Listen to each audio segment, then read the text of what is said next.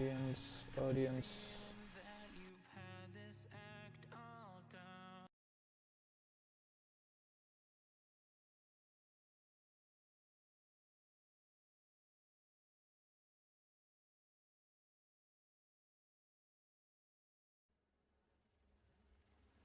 You packed your bags with the decades that we still had to go.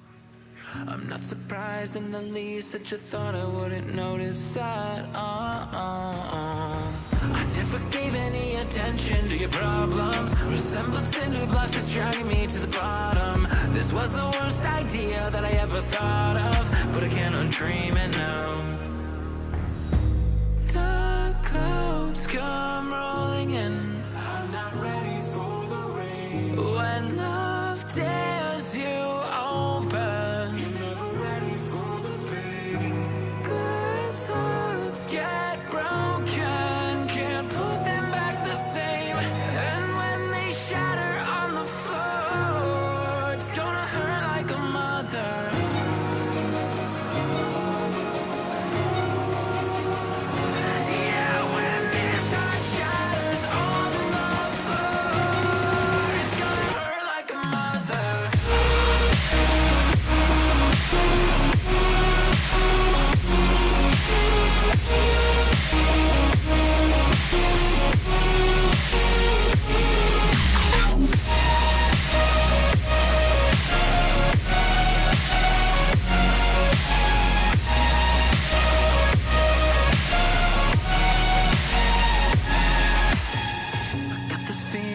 That you've had this act all down.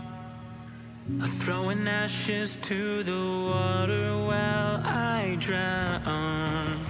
I'm starting to believe that heaven very well exists, 'cause I've been stuck in hell with you and can't escape it. I've got a bird's eye view of getting out of this place I'll never miss. Dark clouds come rolling in. I'm not ready for the rain. When love tears you open, you're never ready for the pain. Glass hearts get broken, can't put them back the same. And when they shatter on the floor, it's gonna hurt like a mother.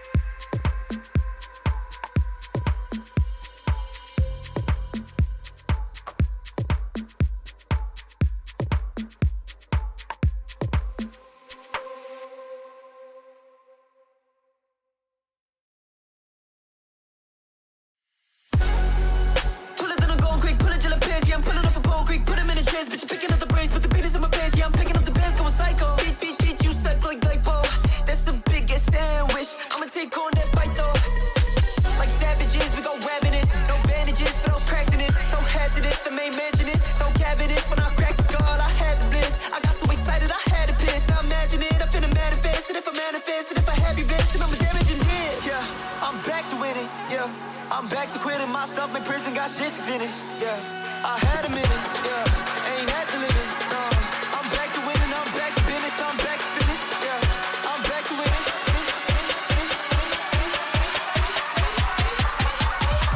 All your stuff like cash me on.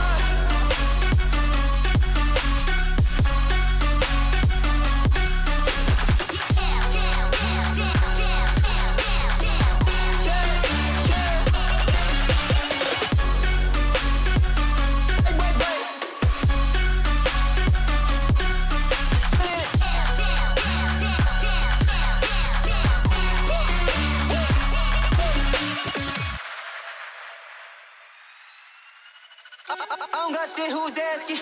If it don't fit, I'm passing. If I go in, I'm blasting. Let me go home like Manson. Let me taste blood like Manson. Let me taste blood, I put it through handsome. Let me get up like laughing. Hitting the curb, no crash. I said he back, I said he dripping, no drip, no check. I swear I'm running this shit like Jay. Play with my penis, I'm putting it back. I'm putting it back, making it shit, I'm making it smack. Make it so hard that it crack, yeah. Making it kick with a crack, yeah. I bagged the baddest bitch, she bad as shit, I'm bad at this. I got the benefits, I managed this, I had to hit. I meant the father figure from above. I wish he had his figured at me when I showed him love. I'm back to winning, yeah. I'm back to quitting myself in prison, got shit to finish, yeah. I had a minute, yeah. Ain't had to live it, no. I'm back to winning, I'm back to business, I'm back to finish, yeah. I'm back to winning.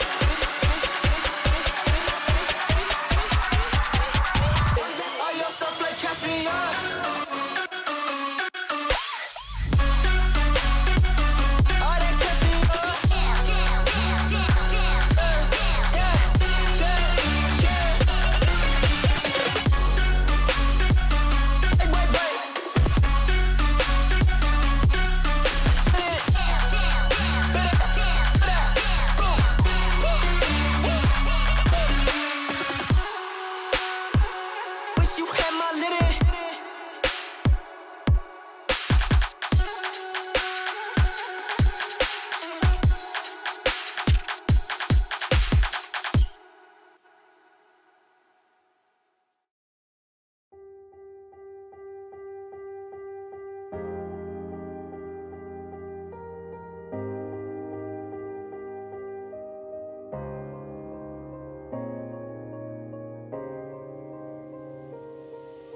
Moment, all it takes is a moment.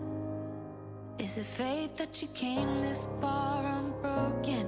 If it's destiny, you wrote it. Focused, but you gotta be focused.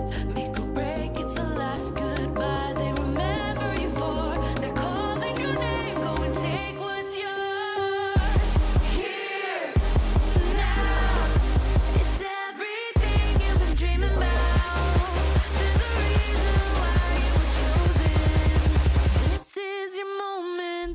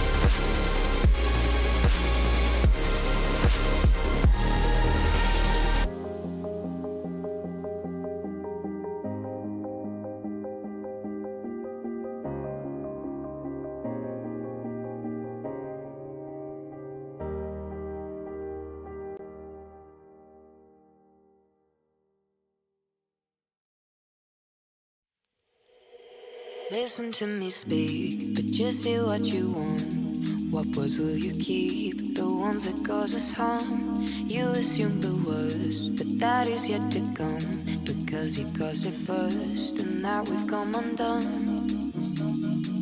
Caught up in trying to find a problem. Why do we lose our minds, sending us before we try? Fed up, we're trying to fix our problems. Why do we lose our minds, sending us before we try?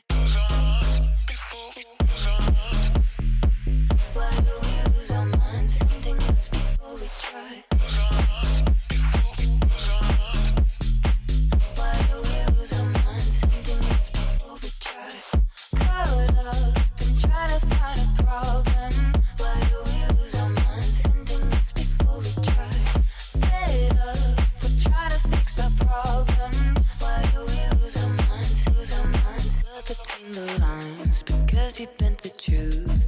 Now it's hard to find a place for me and you. I know you're paranoid, but that does not excuse the way we've paved a void and made ourselves confused.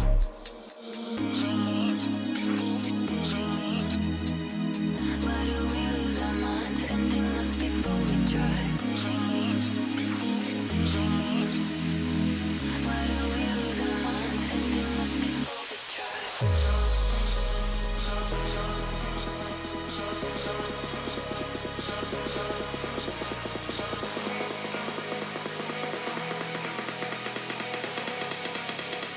Sending us before we try. Caught up in trying to find a problem. Why do we lose our minds, sending us before we try? Fed up, we're trying to fix our problems. Why do we lose our minds, sending us before we try?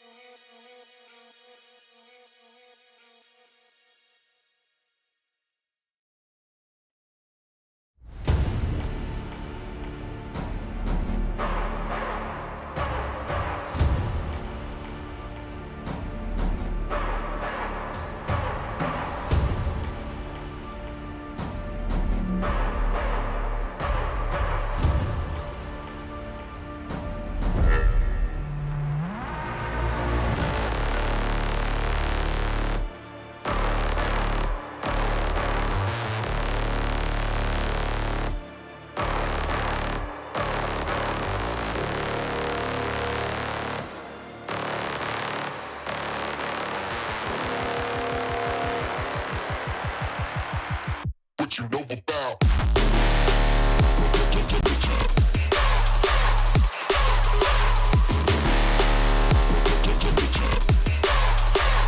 What you know about?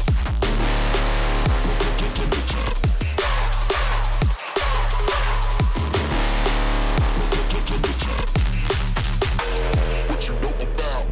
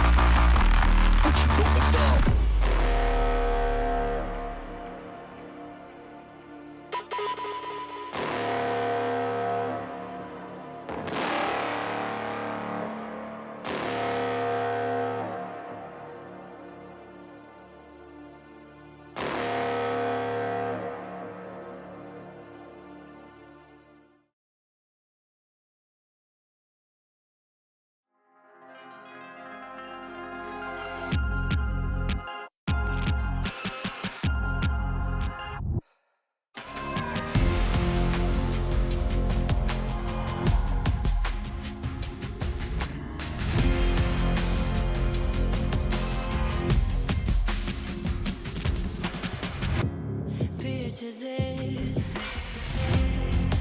It's a long way to the ground, all alone. Guess we played for what's been found. Different sides, but you know which one you're on. It's a ploy, it means nothing when you're gone. Don't blame me, my own sick grief, just not today. It's a waste of space for colors turn and lessons learned the other way. It can't be changed, 'cause we are lions, we are fighters. We're on this world tonight with the fire in our eyes. We are stronger, and we push harder. We're on this world tonight with the fire in our eyes.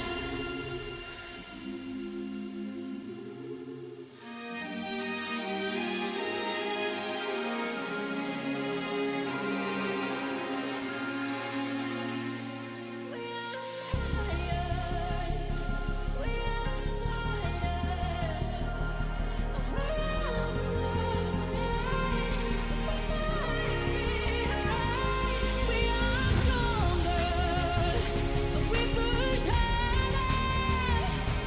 And we're on this world tonight with the fire in our eyes.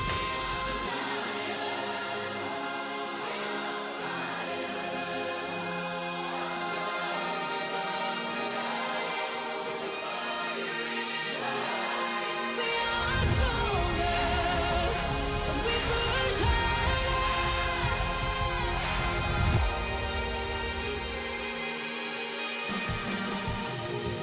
'Cause we are lions, we are fighters. We're on this world tonight with the fire in our eyes. We are stronger, and we push harder. We're on this world tonight with the fire in our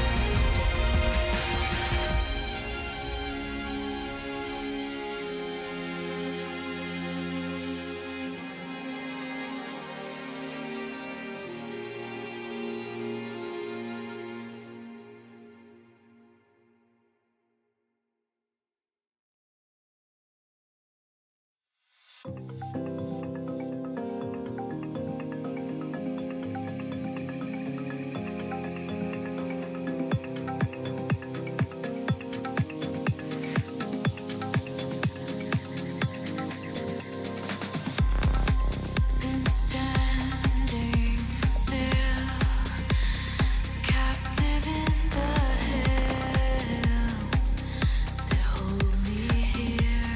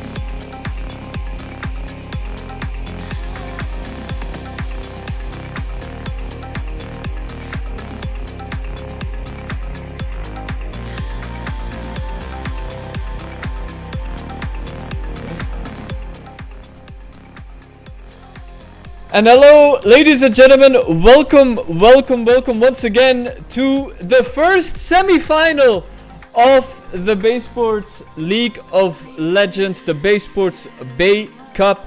I'm here once again accompanied with my very good friend on my left.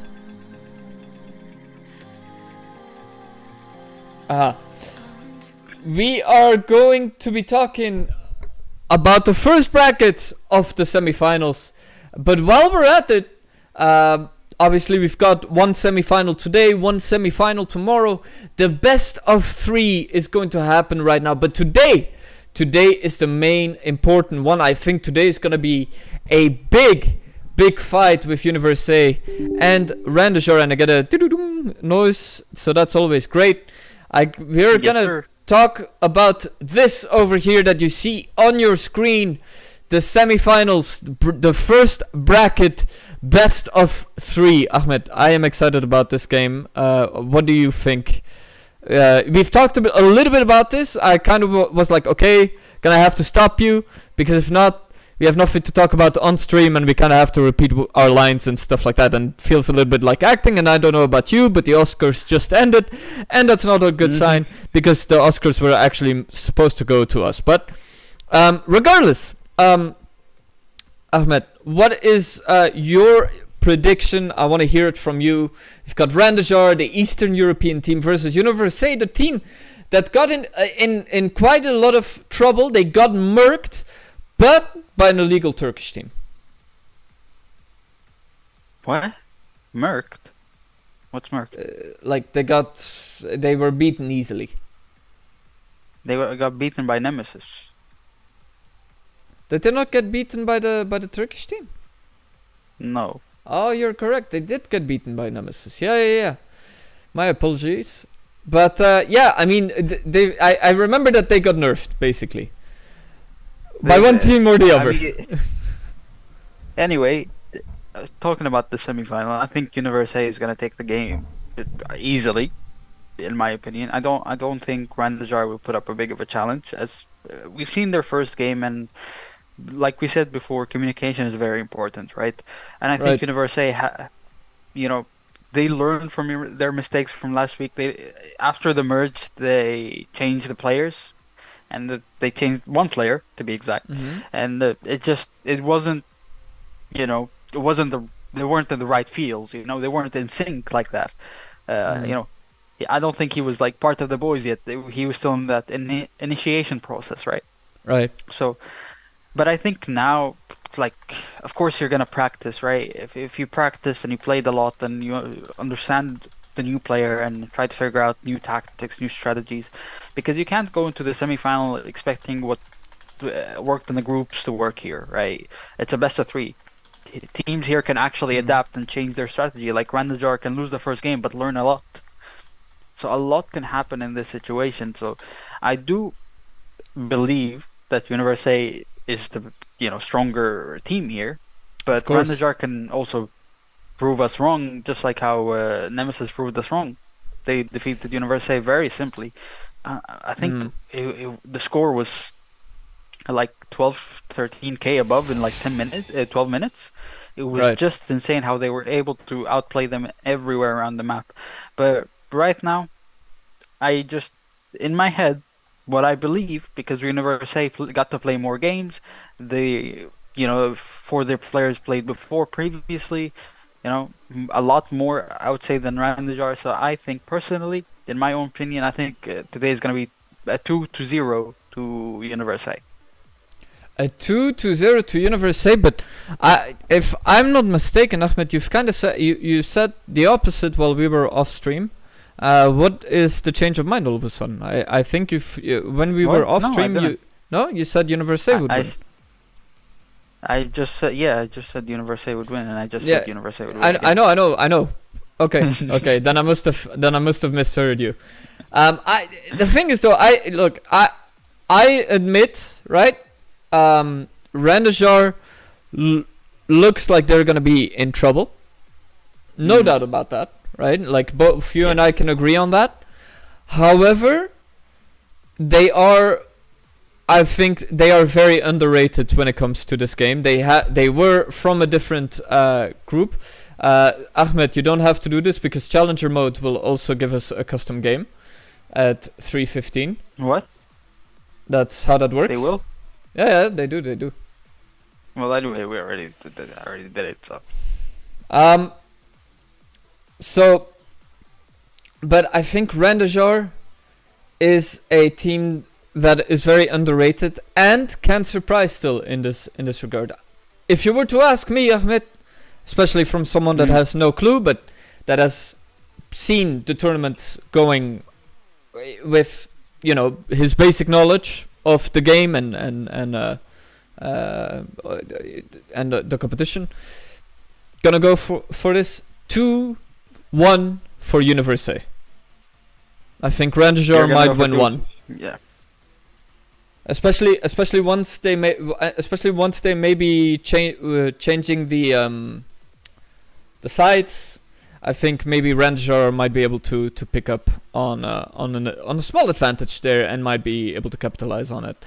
However, ladies and gentlemen, I do want to know your opinions right in the chat, both in YouTube and in Twitch. I want to hear it from everyone.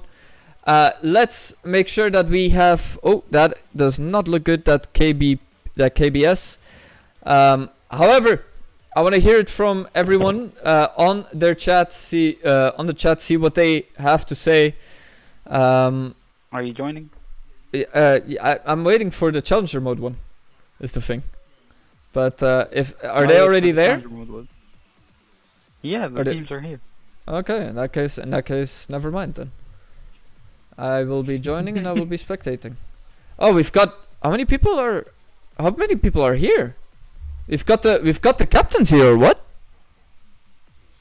No, Jorens, No, ADC is here, and the two captains. and we've got the two captains, and they are already doing the draft. So we need to make sure that we are there as well, as is obvious. Let's make sure that we are in the draft. Oh, you can see this over here. There we go. Sorry about that. I always forget that it's on one of my things. But here we go. We are right over here. We're gonna get rid of the chat and everything. We're also gonna make sure that the first ban is completely visible. And Ahmed, as always, I'ma leave this up to you, which I think is the smartest way to go. Yeah. All right. I'm gonna start talking about the drafts. First things first, we have a new patch available for us, which means a lot of nerfs, a lot of buffs, a lot of adjusted champions.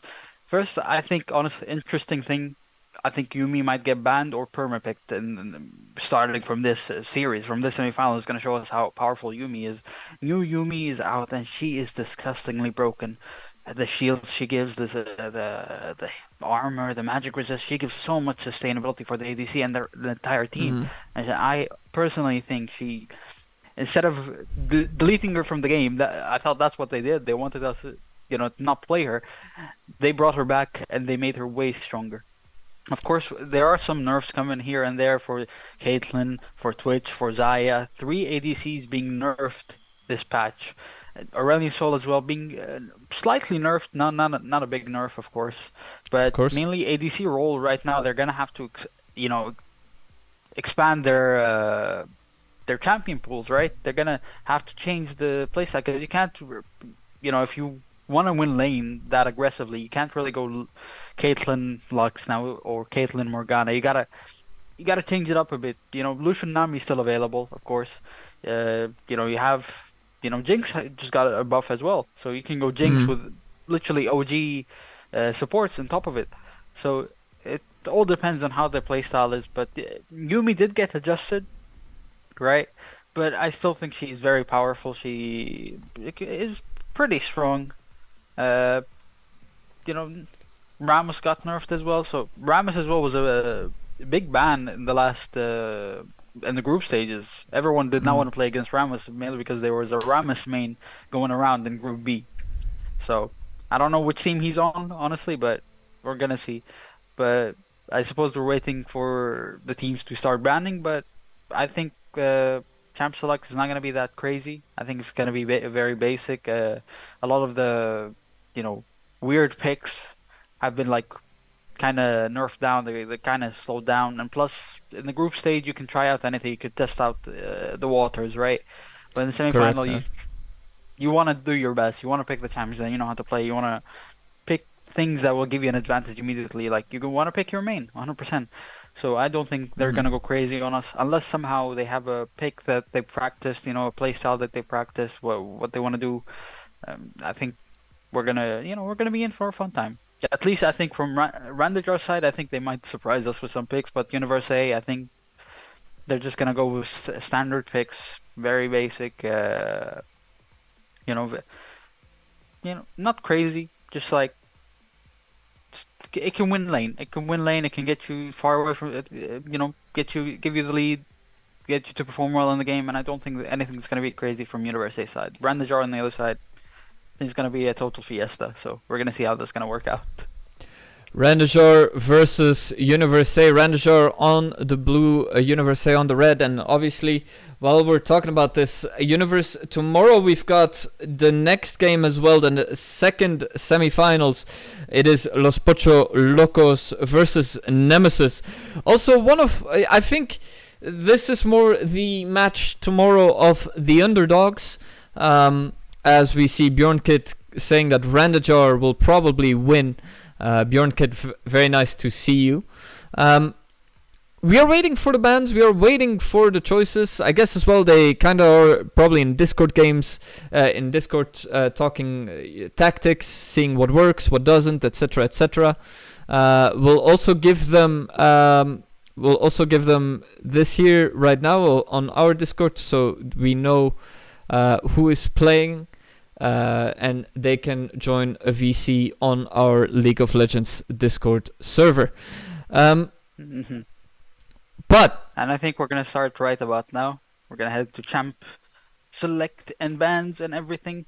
So first ban we have, of course, blue side ban. Caitlyn is banned. Very surprising. She did get nerfed, but I think they don't want to deal with that. Caitlyn, where she is able to bully everyone out of the lane. You can't really put against her a lot of champions. So she's very aggressive. We see a Nunu being banned as well. But two jungle bans coming in immediately back to back. Wukong and Nunu, and Maokai on top of that possibly. Yes, it is. So we have an Aurelia as well being banned. Aurelia, I don't understand the ban unless you have a Aurelia main on the enemy team. Kind of questionable ban, honestly, in my opinion. But anyway, we see a Sylas being banned, and the first pick Yumi immediately, just like I said. Wow. Immediately, you gotta pick Yumi. Yumi, she's the most boring champion in the game, but she is so strong right now. And either you ban her or you first pick her. And I'm surprised that Universae did not ban Yumi. They know first pick is gonna be for Rändajar. Well, still.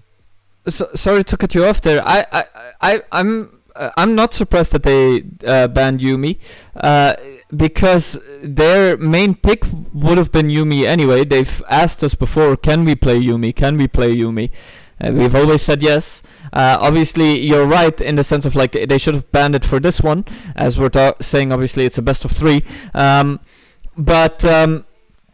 It would have been better off if they would have waited then and there with when they were the first pick. But I guess considering that they play so much with Yumi, they know also how to defeat the champ in a sense. Even though Yumi is very OP, very broken right now. But I think Universae. By the way. Oh, sorry. I think Universae has a plan has a plan regardless for Yumi anyway. I mean, quite possibly, maybe, but at the end of the day, Yumi is Yumi. You can't really say anything. You can't, say, hey, I have a plan against her. You might, but Yumi is a disgusting champion. She is disgusting, and I hate her with all my heart. But anyway, We see Draven Nautilus coming in for Universae, very, very aggressive bot lane, but the Ezreal as well being the counter for that. He can escape easily, he will have so much sustain thanks to the Yumi, and he's gonna have a lot of armor, a lot of magic resist, a lot of potential to survive, as well matching it with a Sejuani. Will we see a jungle pick coming in from the Universae team right now, or will they leave it for later? Jungle pick, of course, Xin Zhao matching the Sejuani. We see an Olaf immediately banned. Very interesting jungle pick, I would say, but I suppose when you have a Nautilus, the Xin Zhao is kind of enabled. Nautilus lands a hook, he throws out his ult. Xin Zhao can lock down that champion, get a free kill. I think it's a very nice choice. You know, it will have a lot of setup thanks to Nautilus, and we're gonna see what they're gonna match with in the mid lane. I mean, Galio is as well as open if you really want to enable the jungler and you know, given a lot of advantages, but we see the Olaf and Yone being banned by Universae. Meanwhile, the Aurelion Soul, the Dragon is being banned, and then the last ban of the game is gonna be, we're gonna see they're taking their time. But so far, right now, I think Rändajar has a team that, you know, can survive more. The Yumi pick alone can make you survive more, and it's just, honestly, right now, Rändajar for me on paper looking better. But the Gwen being banned as well, we've seen that, you know, happen a lot. I still don't understand why Gwen is being perma-banned, you know, in this tournament. She's not the strongest champion right now. I understand when she gets a lead, she's very deadly, but as long as you don't enable her, you put like something like an Ornn against her, I don't think she will be able to do much. But at the end of the day, we're going to see how that's going to work out. But so far, no AP damage coming in from Universae. So right now, Rändajar is looking like they have a bit of an advantage, because, I mean, Universae still did not pick their mid lane. They're leaving their mid lane for last pick so he can counter pick. Where right now, Ezreal can as well get the Divine Thunder and be able to do a lot of AP damage. But the bans are questionable for me, at least. I think they're not optimal, especially since Universae, you don't have first pick, and you know how broken Yumi is, but you left her for a first pick. Akali being picked here as well by Rändajar. I think Universae might go for an Orianna here. Orianna would be a very, very good pick against him. You have a Nautilus, you have a Xin Zhao, you have a K'Sante, a lot of champions that can just go in, and you can ult them with an Orianna, you can give them a lot of support, you can lash out damage from a lot of range. Or, you know, you can go with something like a Galio to enable the team more, since your team is basically going to be dive. Universae's team is basically going to be, we are going in. The Rändajar, meanwhile, are probably going to try to play a little bit, not safer, but like try to make the fight a little bit longer. Since they have Jax, they have Akali. Akali will try to get into the Draven. You know, she will try to one-shot the Xin Zhao. It's going to be hard to do, especially if Xin Zhao has ulti. But we're going to see how it's going to work out. What? Vex is being chosen. Vex being picked here for Universae. Very interesting pick. Very, very, very, very interesting pick. At least for me, I don't really understand the Vex pick.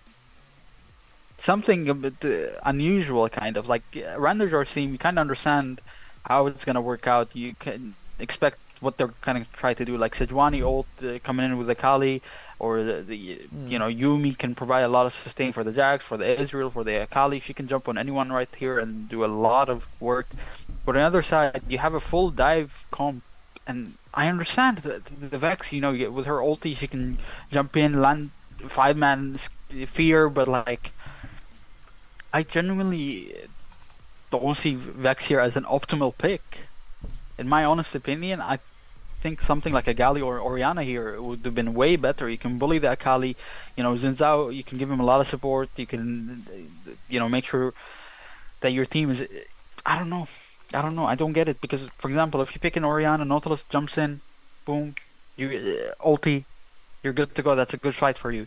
Same thing with Xin Zhao, same thing with K'Sante. Orianna will be such a good match with everyone. And plus, with Orianna, you can actually, you know... What's happening? What's that noise? I don't know. There's no noise. You hear noise? No, I don't hear anything. I just hear music and that's it. Oh. Okay, yeah. Oh, they started the draft. I was confused. Yeah, they started the draft, yeah. I was hearing noise. I was like, what the hell is going on? But anyway, right now on paper, I don't like Universae's last pick. I don't like their mid lane pick. Honestly, that's it's just. So I like the bot lane matchup. I like the jungle matchup. On top of that, the top lane Cassante is a very broken champion right now. But Orianna, I don't. It's such a goated pick here. I mean, it might work out eventually. And plus, with Orianna, you can bully the Akali out very easily. It's just I don't get it. So obviously, like while we're talking about this, you said before, the game starts at the draft phase. That's really the time that it all matters. The chances of Rändajar playing and winning this game potentially has the chances become increased quite significantly. At least for me, you have Yumi, Ezreal in the bot lane. You have a Sejuani. You can provide a lot of support for the Ezreal, because Ezreal is going to be full poke. He's not going to be able to, come close to the Nautilus or the Zenzat, because the moment he gets caught, he's dead. He can't really do much. So Ezreal is a very, very lovely pick, especially since you saw the Nautilus. You gotta go Ezreal. You gotta go something that enables you to survive. I mean, like we said, we are going to look at it. Obviously, the draft is what matters, but we've been bamboozled before in this regard. So therefore, we need to look as well. It is 3 games happening today, a best of 3 with the first bracket. So far, Rändajar. True, a best of 3. Only 2 games can happen. You're absolutely correct. By the way, Bjornkit, nice to see you on the stream. I'm looking at the Twitch chat on my left, your right. No, I see Bjornkit, nice to see you. Hope everyone in the stream is enjoying themselves as much as we are going to enjoy this as well. Rändajar, obviously, great picks, but Universae, the greater chemistry. Maybe. Not by a significant margin, I'll admit. Yeah. But regardless, right? They've played worse battles before, and maybe even with worse hands. So we're gonna be talking about that. In the meantime, while we are waiting about them, let's talk a little bit about something that's been cooking. Obviously, we've talked a lot about this. Sorry, excuse me, that is the wrong thing. But HVC coming back. Team Havoc coming back. We've had that before. We've heard it plenty of times. First season that they're not here. They are coming back, but they are no longer Surgmate Squad. They are no longer Team Havoc. They have gone through a third name change called Team BBB. What does that mean? No clue, and with their history, I'd rather not know either. I'm very scared with what that name might potentially mean. I mean, I might have a small idea of what it means, but I'm not gonna say it. I don't think it's very peaceful. Oh yeah, actually, yeah. You might not want to say that, but yeah, no, I get exactly what you're talking about. Their English proficiency is not that good to come up with that. Yes. Maybe Maybe we're gonna see. I think we both have the same mindset right now. we both definitely do, Ahmed. We definitely do. But no, my question to you is obviously, for example, Rändajar, Universae. We've got Los Pocholocos, and we've got Nemesis. How would they compete against BBB from last seasons? I think right now we're seeing way better League of Legends than we've ever seen before. Better synergy, way better, they're more organized, they're better skills, better matchups, better everything. What we're seeing now is basically what we should have seen a long time ago. The best version of League of Legends we've ever seen from Baesports. Baesports is in a new era, obviously, as we are looking into it. It says here 20 seconds, but it is only a 10-second delay. But knowing my computer, it might take a while as well for that to boot up. Yes. So Mine's gonna start and then I'm gonna pause and wait for you. That's probably It what's sounds gonna good. Yeah, that is very probable. That's what's gonna happen. But I am very excited about this game, Ahmed. Rändajar Universae Instituto FP game 1 is going, and it is going live. We have there we go. There, we're back on screen. Do you think we'll make the three game mark? You've said before only a 2-0 on Universae. I think even though with the weird mid pick, picking Vex in the mid lane, I still don't think that they're gonna win. Of course, okay, you've got on me. Oh yeah, you're waiting for me. Alright, fair enough. I'll let you know once I'm in. I'm still on 0%, so don't worry about that. But I want to know what people's opinions are after the draft, after the picks that were done in game 1, and obviously this sets. I'm obviously saying the obvious here, but this sets obviously the tone for the next 2 games or next game as well. Universae with the better Universae with the better chemistry, like we said, Rändajar with the better picks. It is going to be a nice 50-50 on if we're talking numbers only, but luckily League of Legends is not being played on numbers. No, it is not. Of course, yet again, I think there is way better setup for Team Rändajar, but at the end of the day, I think teamwork is what's going to make the dream work, and I think Universae is going to be able to do it. I am in the game, and what time are you? I am at 17 seconds, 18, 19, 20, 21, 22, 5, 24, 6, 27, 8. 28. Yeah, we're more or less on the same time. Yeah, more or less. Alright. The champions are all correct, just letting you know. Okay, perfect. That saves me a lot of trouble. Here we go, here we have it. Rändajar versus Universae. Rändajar on the blue, Universae on the red. And we are finally in a game. It took a minute. It is the Baesports way. It is the Baesports way. Of course, the interesting runes that we're seeing. Vex going for the first strike. The rest of the runes are very, where we're used to. And then hold on. I don't think I can hear you at the minute, unfortunately.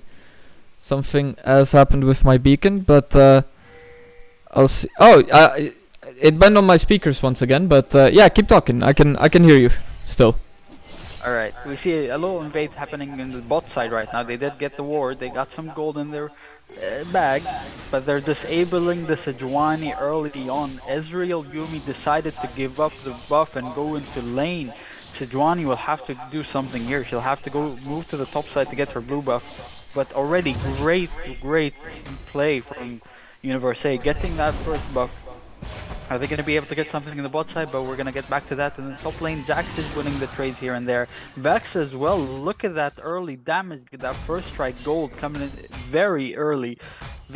Honestly, like I said, the champions, the team might have been better for Team Rändajar, but so far, the better play so far that's happening is for, even though it's one play realistically, but so far Universae are doing better. Macro-wise, they get the buff, they disable the Sejuani, as well as, a flash coming in from the Ezreal as well, and the heal as well. Oh god. Total domination so far, grabbing the buff, grabbing the Krugs, getting the flash away from the Ezreal, getting the heal away from the Yumi, and they're winning the trade in the mid lane. The top lane is barely even, of course it's gonna be even, you have a Jax into a Cassante, very tanky. But Vex out here poking the Akali, making her unable to play the game. Sejuani here looking for a top lane invade. Is she going to be able to grab the red buff? Xin Zhao is not there, and I don't think anyone even spotted her. They don't have any vision. Universae doesn't have any vision on their top side jungle, so Sejuani is going to be able to grab this buff and get at least a bit back into the game. But meanwhile, in the mid lane, Vex is bullying the Akali. I've never seen this in my life where a Vex is bullying an Akali that hard. It feels like a mismatch with skill level, even though I think they're both diamond or they're both they're platinum and above at least. But so far, Universae is playing the game better. I'd say cleaner.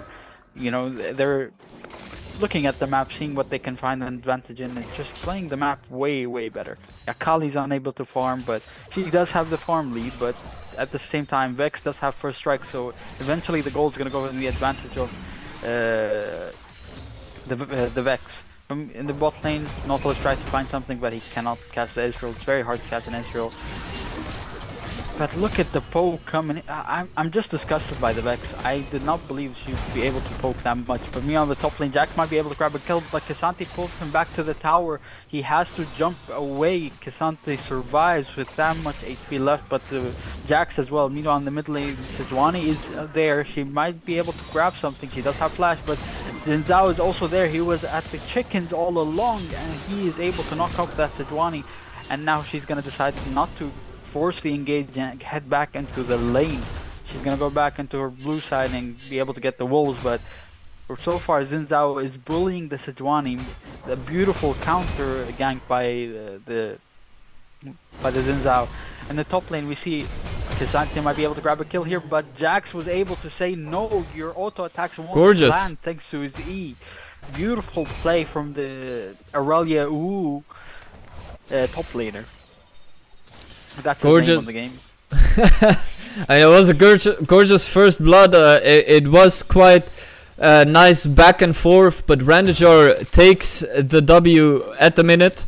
A tiny advantage, but is it the catalyst for more to come? I mean, you can look at the mid lane, you can look at the jungle, even though it's fairly even. Right, the gold is 100 gold advantage, even though you have a first blood. This is how you can see, like, the first strike coming in handy. The jungle clearing, the jungle pathing is way better from Universae. The macro play so far is, Universae is winning. That's what I'm saying. They're even in gold, even though Rändajar has first blood. First blood is 400 gold, and they're even in gold. And then now they're ahead. You see what I mean? Like, so far, Universae is playing the better game, the better map, the better positioning, the better, everything. But Rändajar might be able to get something because of their skill level. You never know. Because right now in the top lane, Jax should win the matchup here, realistically. And Sejuani is heading towards the top lane. She does not have her ult yet, but Jax unleashes so much damage, and that's another kill for the Jax, quite possibly. No, K'Sante survives a little bit, but Sejuani throws her passive and says, "Shut up. Go back home. You don't deserve to be here. This is our top lane." What is this all of a sudden? Ahmed became very PG today in the stream. I don't know what's happened here. I was gonna do the swearing, but I decided to say PG, so because you gotta be PG. Apparently. Don't know what happened to you. But first Drake did not go for Universae side, even though they spot this run in the top lane. Akali was able to move there a little bit. Ezreal was able to spot out the Xin Zhao, and they head back into lane. Ezreal right here is not having a lot of fun, because the moment he gets caught into something, he's gone, or he's gonna go home unhappy. But they do spot the Xin Zhao taking the red buff. They did ping it. Are they gonna move towards it? No, they'll decide to stay in lane because Sejuani is in the top lane. Jax, meanwhile, is bullying the K'Sante, grabbing two playthings and heading back. They might move into the Rift Herald. It's gonna spawn in a minute, so will K'Sante grab the plant and head back into lane and kill the Jax will grab the plant and head back into lane and kill the K'Sante, or do something else. But that's exactly what they're gonna do. They're heading for the K'Sante. Sejuani is there to help him with the job. They're gonna land all the stuns, all the CC, and that's another kill grabbed by the Jax. Right now, what Rändajar is doing is so beautiful. They're playing for the top side. They're enabling the Jax. Yes, the Ezreal Yuumi is not enabled. They're not getting a lot of support, but as Ezreal Yuumi, they can survive a lot. But we're gonna see that in action right now. Nautilus and Xin Zhao CC is gonna be a lot, but nice. Oh wait! Big miss right now coming in from the Xin Zhao. Ezreal Yuumi was able to grab the kill right here. Flash, barrier, exhaust, and heal coming in from the Yuumi Ezreal. All summoners have been used right now for Rändajar on the bot side, but they do grab a kill. Big big misplay right now coming in from the Xin Zhao, trying to force something. They do grab the flash and they decide to commit even though they don't have enough damage. Xin Zhao did not have enough damage to be able to be that scary, and the Draven was all the way behind. He was focused on the wave more than the kill, and he was unable to get something as a reply. But Nautilus here might be looking for something, but he's very, very far ahead, and you know, Draven decided to recall. He can't really do anything. Draven right now does have 173 stacks on his passive, so the moment he can cash out, it's going to be very scary. He's going to have a lot of gold in his hand, especially since it looks like he's going to go for the Bloodthirster as the first item. He wants to match that sustainability that Ezreal Yumi have and be able to survive the lane, and you know, the moment he gets hit with a Q, at least he can stay in lane and heal up a bit more. But right now we see a 1.3k lead going in for the side of Rändajar, something I did not expect at all. We also see a nice control ward in the top side, spotting out the Xin Zhao. Another 2 control wards on the top side. They are able to spot out the Xin Zhao, and they know they can do this Rift Herald freely, grabbing the first objective of the game. The first mutual objective is going to go for the side of Rändajar. They do have the smite available, and you know, they did spot out Xin Zhao, so they know it's going to be free. But are they going to put it in the top lane and give more gold into the Jax, or are they going to decide to enable another lane? Because the Akali right now is not struggling that much. She is losing a bit of the CS battle, but it's not that scary. But meanwhile in the bot lane, you know, Nautilus decides to Hex Flash to land the Q, but it's Ezreal, you can't catch him, and they're back in the top side. Sejuani does have her ult available, but Jax has ult. He does not use it yet. He finally uses his ult. They do land from the Sejuani, and that's another kill landing for the Jax. A Glacial Prism coming in crucial right there for the Sejuani and the Jax battle. And the top lane, they do have the turret plating's gonna go down, and you know, they're gonna grab this first turret. All the gold's gonna be in the pocket of Jax. He's gonna be able to grab the first item, I think, in this first back. So much gold for this Jax right now. He is, I think, he's gonna have to carry them so hard. And that looks like your bet is in trouble. The 2-0 that you said about Universae, but Universae right now in big universal trouble, as we see them getting 1 turret down and 5 kills down as well. And 2 gold difference already within the first 10 minutes. Not great, not terrible, not great, as some would say in the, if you've ever watched the Chernobyl series. However, we see here a lot of trouble in the bot lane. I mean, in the bot lane, Nautilus lands his ult, Vex lands his ult. Xin Zhao will be able to match that. He does land his ult. Yumi decides to go in, and it's a big mistake. They do grab 2 kills, and Draven was able to get his big juicy passive, and they are back in the game. That shutdown alone for the Draven, that 1 kill enabled him to get so much gold. He had, I think, about 200 stacks right there, and that's a lot of gold going in for the Draven. But meanwhile, all of that happening, Kali was able to grab the plating in the mid lane, but that's so much gold going in for the side of Universae. How did that happen with the 2 kills on Universae's side? I looked over there, and it looked like it was well, if I'm not mistaken, it looked very confident from Universae. But looking at how they've been playing, how Rändajar has been playing, especially in the bot side, I thought to myself this was gonna be another easy win for Rändajar. What's your analysis on what just happened there? All I'm saying is, I've said this before the game, the setup for Team Universae is way better, but right now they did pick up the Jax. I stopped myself from continuing the analysis. The Jax was able to escape easily thanks to his jump, but right now what we're seeing is Universae has a better setup. They're going to be able to enable the Draven a lot better, I think. They have to stop this Jax from evolving into a scary one-shot machine. Right now he does have the Divine Sunderer, so the Cassante is not a scary matchup for him. But meanwhile they're swapping lanes. Jax is in the bot lane, Ezreal, Yumi are in the mid lane, and I think Akali is going to head for the top lane because Cassante does not have any magic resist at all. So Akali might be able to grab some gold from the Cassante, but we're going to see how that's going to work out. But right now, what Rändajar is doing is the correct thing, enabling the Jax, right, and giving more gold to the Sejuani is doing such beautiful work, but at the same time Universae has a better team fight oriented team. They have a lot of abilities that enable them to catch every single champion from Team Rändajar. Ezreal cannot escape 35 abilities. You know, he does have a flash, he does have a Yumi, he does have his jump, but it's not, you know, good enough. Meanwhile, on the bot lane, they do know Jax is there. Universae might be able to look for something here. Jax does jump in. Glacial Prison does not land, but the Zinzao and Notos immediately flash into the Jax. They do a lot of damage. Jax did use his ultimate. Will they be able to finish the job? So far, no. Jax is able to turn it around. Zinzao survives, and they are able to get 2 kills out of that. Great roam by the Vex, able to land her ult onto 2 people. They're getting the fear. The Shadow Surge was able to be very useful for Team Universae, and they grabbed 2 more kills right there. And from 5-0 within the first within 3 minutes of them looking hopeless, it has gone to 5-4. Thank you for following Claribu28 in the meantime. But will it be enough? They do have a gold advantage right now, just for the minute, with all the shutdowns that's been happening.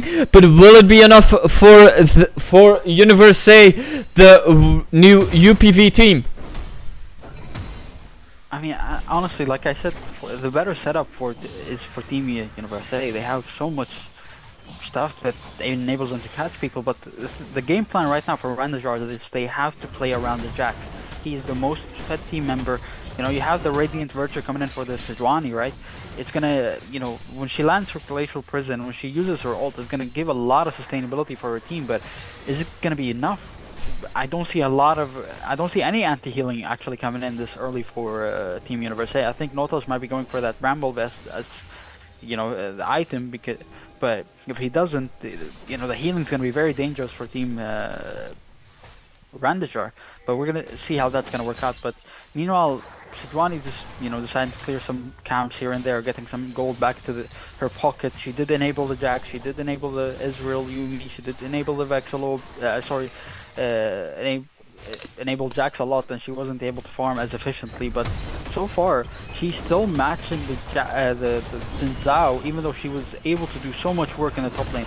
But meanwhile, while all of that is happening, Jax is going to be able to do so much damage right there in the top lane. The turret is still not hitting the Jax. He's going to be able to grab this very easily. 600 gold going to the pocket of Jax. Will he die? He is not dead yet. K'Sante did use his ult. He does have the ghost, and is going to be able to grab a kill right there. It's not a big misplay, honestly, from Jax. He was able to get that second tier turret, getting so much gold into his pocket, and K'Sante was able to grab half of that gold that Jax was able to grab. 300 gold going into the pocket of K'Sante, and he is able to get some gold back to his pocket after being 0-4 down. They really focused the K'Sante and make sure that he's unable to play the games. But Essence Reaver coming in for the Ezreal as the first item. Second item might be finishing that tier and getting that item complete. But right now, what it looks like, honestly, Universae is playing better. Universae is just even though a lot of the gold going in for the Jax, but he is unable to do as much work. He is deadly. He does so much damage, but he can't really jump to anyone on Team Universae. And while we're talking about that, Ahmed, I hope you have a bottle with you. So you've got do you have a water bottle with you at the minute? I do. He does. All right, I'm just checking out for you. But I mean, let's talk a little bit about, you know, the basics. League of Legends 101. We've got 5 kills right now, 5-5. It looked hopeless for Universae at the first 10 minutes of this. They've gotten back to it. They've got a little bit of a lead, but how is it possible? They say Alejandro Putero as well says Happy Box. Thank you for the follow. Blue team's turret has been destroyed. Meanwhile, Rift Herald as well has been used in the mid lane. They're gonna be able to get that charge coming in, but that's such a bad usage of the Rift Herald. They're gonna be able to clear that very easily. And you know, you could have used that bot side, getting a turret, and then on top of that, you could have gotten something else, like another charge or maybe another turret in the bot lane. So explain that was a bad decision from Team.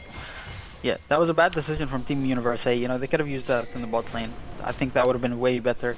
You know, since the first turret in the bot lane is very low, you know, they grabbed the turret in the mid lane without using the Rift Herald. But you know, it's not the worst choice, I guess, to get the charge in the mid lane, to get that turret very low, but at the same time, using it efficiently is what you want in this game. You want to use everything efficiently. You want to win all your battles. You don't want to lose something if you have an advantage, right? But right now, they're playing better. And we see as well, K'Sante does have a 200 gold shutdown. He was able to get that thanks to his farm, thanks to getting a kill in the top lane to the Jax when Jax overextended and decided to get a turret. But right now, Universae is looking like they're gonna head for the win. So, like, let's talk a little bit about this at a minute, because we see here a 2k gold lead on Universae, where well, the statistics do show that it's quite equal right now. We are 18 and a half minutes in. For the newbies of League of Legends that are watching this, because there's people watching every single time more and more, why does Universae have a 2 gold lead when the kills, the shutdowns, etc., seem kind of the same in this respect? Well, first of all, we're gonna say the top lane fight. That's nothing gonna happen there because Jack is very tanky. But first of all, we're gonna talk about how Draven's passive works. Draven, if he uses his passive correctly, every time he gets a kill, he gets more gold than any normal champion. And on top of that, oh, K'Sante, big play here, grabbing the Jax back into his team. Jax will not be able to survive thanks to that ignite coming in from the Nautilus. Beautifully executed play by the K'Sante. Throwing the Jax back to the team, and they grab another kill, and that's more gold going to the pocket of Universae. But as I said, Vex does have the first strike, which enables her to get more gold, because if she attacks first, she gets some gold. And so right now, I think, let me see if I can check how much gold she has. I cannot check how much gold she got from her first strike, but yeah, I cannot check how much gold she got from her first strike, but I doubt that it's less than it, maybe 300, 400 gold right there. And it's first strike is such a great rune if you're able to poke your enemy, and that's what Vex was able to do in the lane, and she was able to execute it perfectly. On top of that, you have in the top lane, K'Sante was able to farm freely because every wave is being pushed constantly by Jax and Akali, so he was able to grab waves upon waves upon waves, so he was able to get a lot of gold back into his pocket, and he was able to grab that first item. But you know, and you have on top of that the Draven's passive. The Draven, if he gets a kill, he gets more gold than any other champion, but they do grab another turret in the bot lane. Even though it was matched up 2-2 turrets, but the gold is just advantage as well for Universae. The gold is always going to go for the Universae side, just because they have Draven and they have first strike, and they have a K'Sante who's able to get free farm in the top lane. As well, you see the CS difference, the farm as well, all the advantages goes for Team Universae except the jungle. Oh! Nautilus here grabs that Kali. Interesting. True shot barrage coming in from Ezreal. I think he was expecting a steal coming in, but you know, I don't think they really had a lot of potential to be able to see that, especially since you have smite onto the Zhao, so they were able to grab that third Drake easily. As well, let's not forget 3 Drakes so far for Team Universae. They're on soul point right here. They're gonna be able to grab the Cloud Drake in the next 4 minutes. The Cloud Soul, I mean, in the next 4 minutes. But right now, every play that Rändajar is trying to put out, Universae is telling them no. We have better, you know, we have a better team, better comp, let's say that. It seems that way. I mean, but like, Rändajar can win. Rändajar can win by a lot. It's just Akali needs to do her work right. She needs to catch this Draven. He does have the Bloodthirster, so he, you know, he's not easy to catch. He does have the Nautilus with the ulti. He can, you know, make sure that Akali does not catch him easily. So you need to land that Glacial Prison onto the Draven over the Vex. You need to Akali coming in with her ult, the perfect execution, landing both of the ults onto her. You need so much to kill the Draven and the Vex. But on the other side, Akali's very weak. You know, the Ezreal can get caught so easily. You have so much, you know, potential to catch someone from Universae side. Right here, they do spot out the Akali. Akali would not be able to engage, but Sejuani is there to help her. Beautiful, you know, play coming in from the Akali, and she does land both of her ults onto the Jin Zhao and grabs the kill.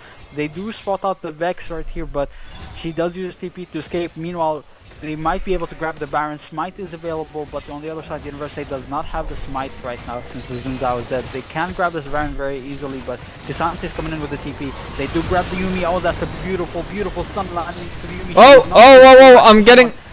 Jax meanwhile going into the Cassante. Cassante decides to grab him out of there. He is the most deadly player in the team. The Cassante grabs a kill, grabs another kill. Beautiful execution coming in from the Draven, lands the ult into everyone, grabs the kill. Double kill coming in for the Cassante. He's a very broken champion. He might be able to grab the Ezreal as well. He does grab the Ezreal as well. Right now, the top laner for Team Universae playing such a big fight. He took the Jax out of the fight, grabbing out of the fight, and was able to finish the job. Nautilus landing a beautiful hook onto the Yumi, making her unable to mount it to someone again.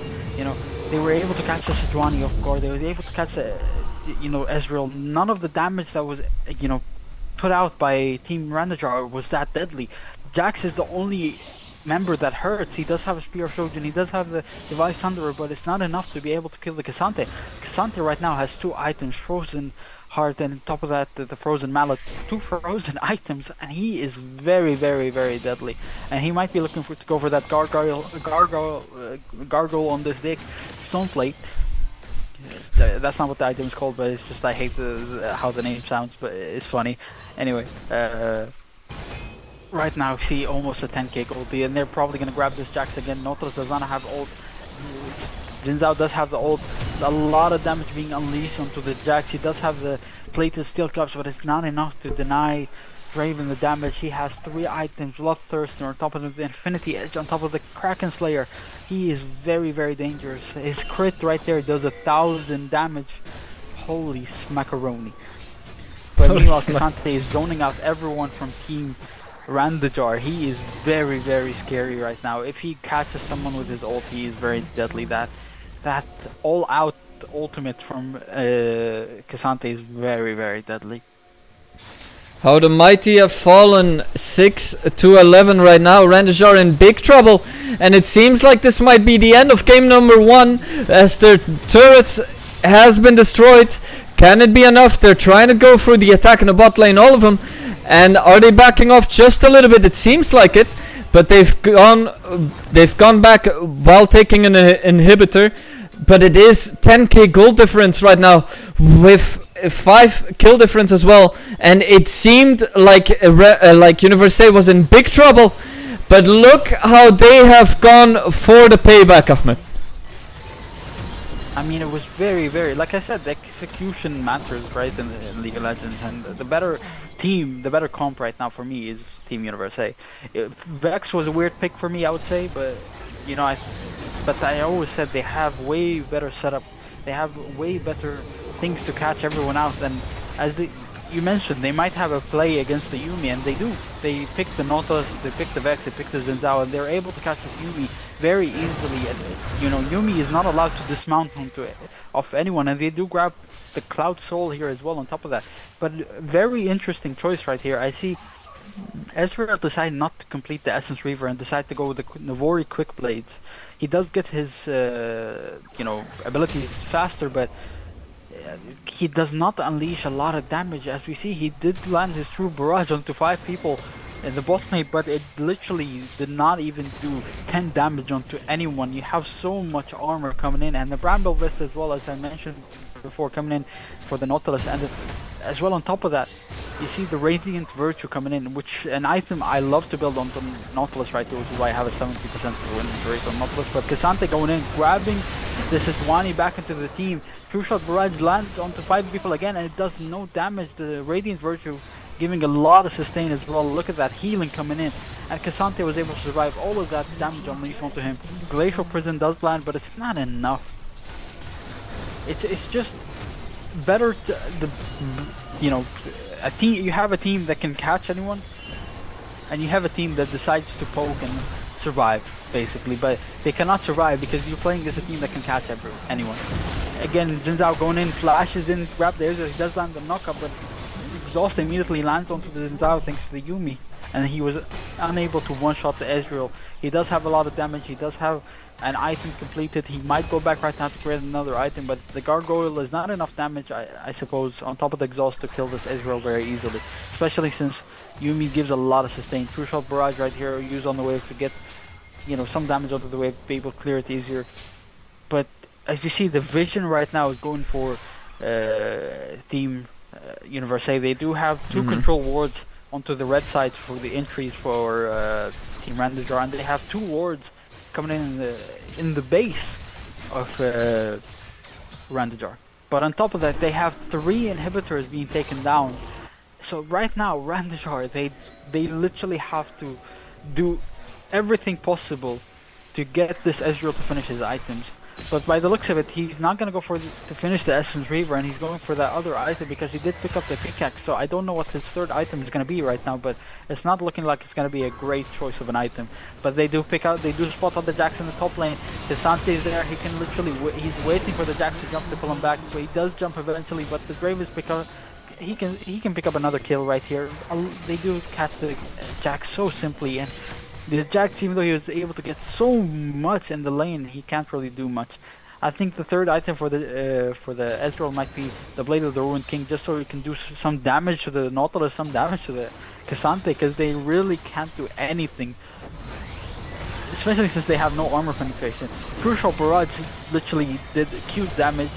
Yuumi using her ult to give more sustain to her team, because let's remember that Yuumi ult right now does not stun. They do grab the Akali, all out coming in from the Cassante, grabs her, she does use the Zonia. Will she be able to survive? She does not survive. Meanwhile, in the back line, Ezreal got caught, Sejuani got caught, another kill going for the Draven, another kill going for the Cassante. Cassante trying to dive.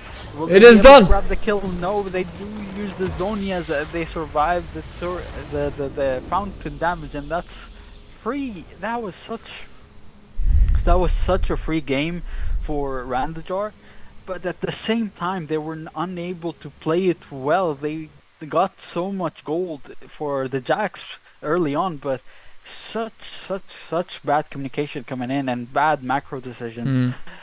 I did not expect them to lose that heavily. Since No, the me Jax neither. was so far ahead of everyone. He did put out the most damage in the team, but it's not enough. You can't win games by getting one lane ahead and expecting it to work out. Even though it was the right choice, I would say, from the Sejuani to enable the Jax, right?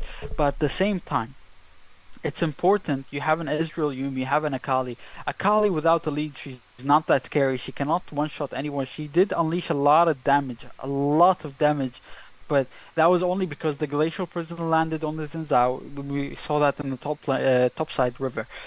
The Glacial Prison was able to land the Xin Zhao. Akali was able to land all her abilities onto the Xin Zhao, and they were barely, and I mean this, barely able to kill the Xin Zhao. But at the same time, Universae was able to play the map way better. It's like watching a professional team and watching 5 players who came together to play the game, which might not be the case. They might both be actual good teams, But as I said this before, Rändajar, I don't think they're going to be able to do much, mainly because communication is very important. You have a team that's been playing together for years and years and years. Rändajar, to me, it feels like they're a new team. They're new to the tournament arena. That's what it feels like. And right now, I think Rändajar will have to get another game plan going, because the Ezreal did not work out. The Sejuani in the jungle did not work out. Sejuani was playing beautifully, but her focus, I would say, was not very optimal. I think if she gave up CSing, really, you could have let Xin Zhao get the CS lead. You don't need to match it, but at the same time, how do you say it? Enable your laners. Make sure that they are able to do a lot more. Give them, give that Kali some gold. Make sure that she's able to survive more. Make sure that she's able to do this and that to execute the Vex, because she was unable to play the lane when Vex was around. I don't know.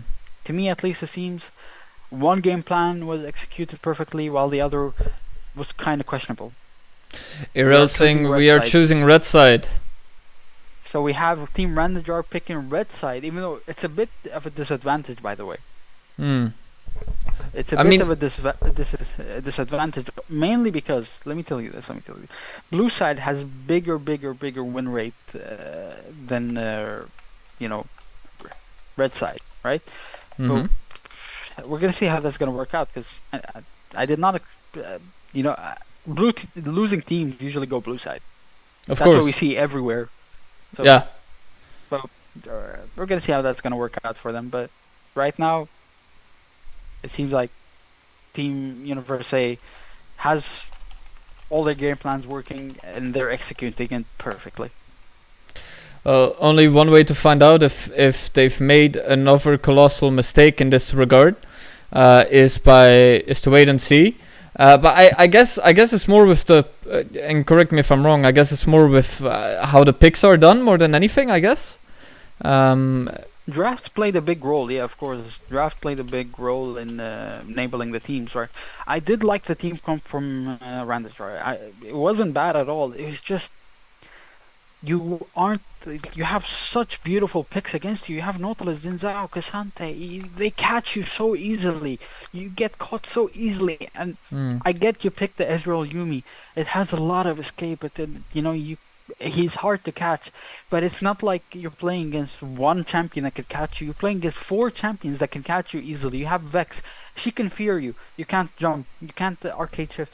You have the Nautilus who can, even if he misses his Q, he can ult. You have the Zinzao. The moment something lands onto you as an Ezreal, he can follow up so easily. And you have the Draven who can literally one-shot you. Right. No matter how much sustain you have a champion that can literally one-shot you as an ADC. So that's the thing for me, at least. I think one team executed their game plan beautifully. You do have the Akali, though. The Akali pick was nice, I think. You do need a pick that is able to catch the Draven or the Vex. But she was they did not give her a lot of, attention in the game. They did not give her a lot of things that can enable her as well as they did for the Jax. And the Jax was enabled. He was online, but he was able to 1v1 the Cassante. But after a while, after that, I wouldn't say it was a misplay. He got 600 gold and gave away 300, right? But at the same time, giving Cassante gold is a big mistake. Giving him a bit of gold is a big mistake, only because he gets enabled way better. If Cassante is enabled, he is way scarier. So that's what I saw, and I think right now Rändajar will have to play the game. They have to fix the draft. They have to play the game a lot slower, because yes, you got the lead. Right. Do that again, but then slow the game down. Make sure that your team is able to get ahead as well, because having one person ahead, on the other side you have, a lot of champions that can catch your teammates and kill them very easily. That's why when you're in the lead, you gotta help the team. You can't just be the only person in lead. It's not solo queue. You can't be the only person who's enabled. You gotta enable the other players as well, and that's what I'm seeing a big mistake of. But maybe they have another game plan coming in. They have a different strategy, so we're gonna see how that's gonna work out. But you have a lot of picks that you can go. You have a lot of strategies you can go. So we're gonna see how that's gonna work out. And I expect, honestly, a different playstyle coming in, but it's winnable for Team Rändajar. They just have to better draft, better macro play, and they're good to go. And better communication. That's what you need. Just a little bit better, because they played the early game nicely, but after that, it's just it was havoc. It was a disaster. No, it was because they all. It's like it was. I felt like and correct me if I'm wrong or if I'm just talking out of my rear, but it felt like all of them, they wanted to be the heroes of the team, and at that point you have a situation of like, for example, PSG, where everyone is great, but the chemistry just isn't there anymore. Yeah, there's no team. It's just players playing solo queue, as we said. But right now we're gonna head into the draft. We see 3 bans coming in from Team Universae: Nunu, Irelia, and the Silas. The same bans from last game. But on the other side, we have the Nautilus being banned first, and then immediately followed by the Wukong and the Caitlyn. Nautilus ban, interesting ban. I wouldn't say he's very OP nowadays, but I suppose they don't want to deal with this again, because Nautilus does enable the team so much. But instead of the Nautilus, they decided to go Maokai. So the Maokai can go support or jungle here. We're going to see how that's going to work out. Okay, I'm wrong. Maokai is definitely going to go in the jungle, because they did pick up Thresh, another hook champion that enables the Xayah.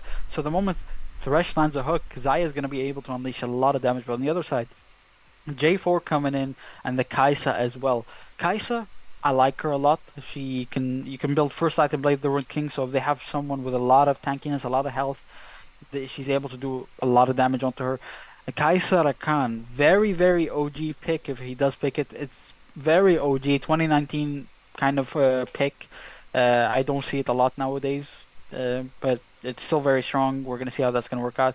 I'm surprised that they win Zaya Thresh though, because Rakan was available, and Zaya Rakan is very deadly. But we're gonna see how that's gonna work out. But Thresh as well coming in, and Miran can continue with the bans. Vex being banned by Rändajar, they don't want to see that again. I suppose the mid laner does not want to be bullied like the last game, but the thing is, the problem is, if your mindset is that I want to ban this one champion because I played against it last game and I hated it, then that's not how you play the game. But if you're gonna ban champions because of how they're gonna disadvantage you if they're being picked, then I understand. But the Vex ban, I don't really get it, because unless you want to go something like last game, Akali or stuff where you realize you can't really play, okay, understandable. But you see that Akali being banned.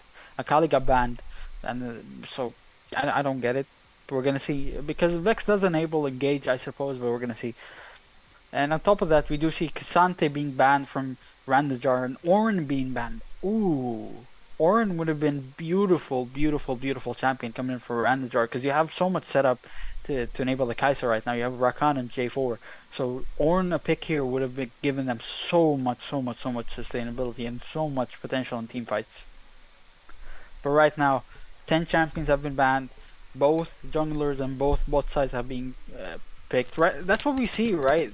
Most teams go for that jungle first pick, followed up by the bot lane, and then top lane leaving mid for the last pick. But I suppose they want to enable the mid as much as they can. Right now, we see Fiora coming in. Renekton into Fiora.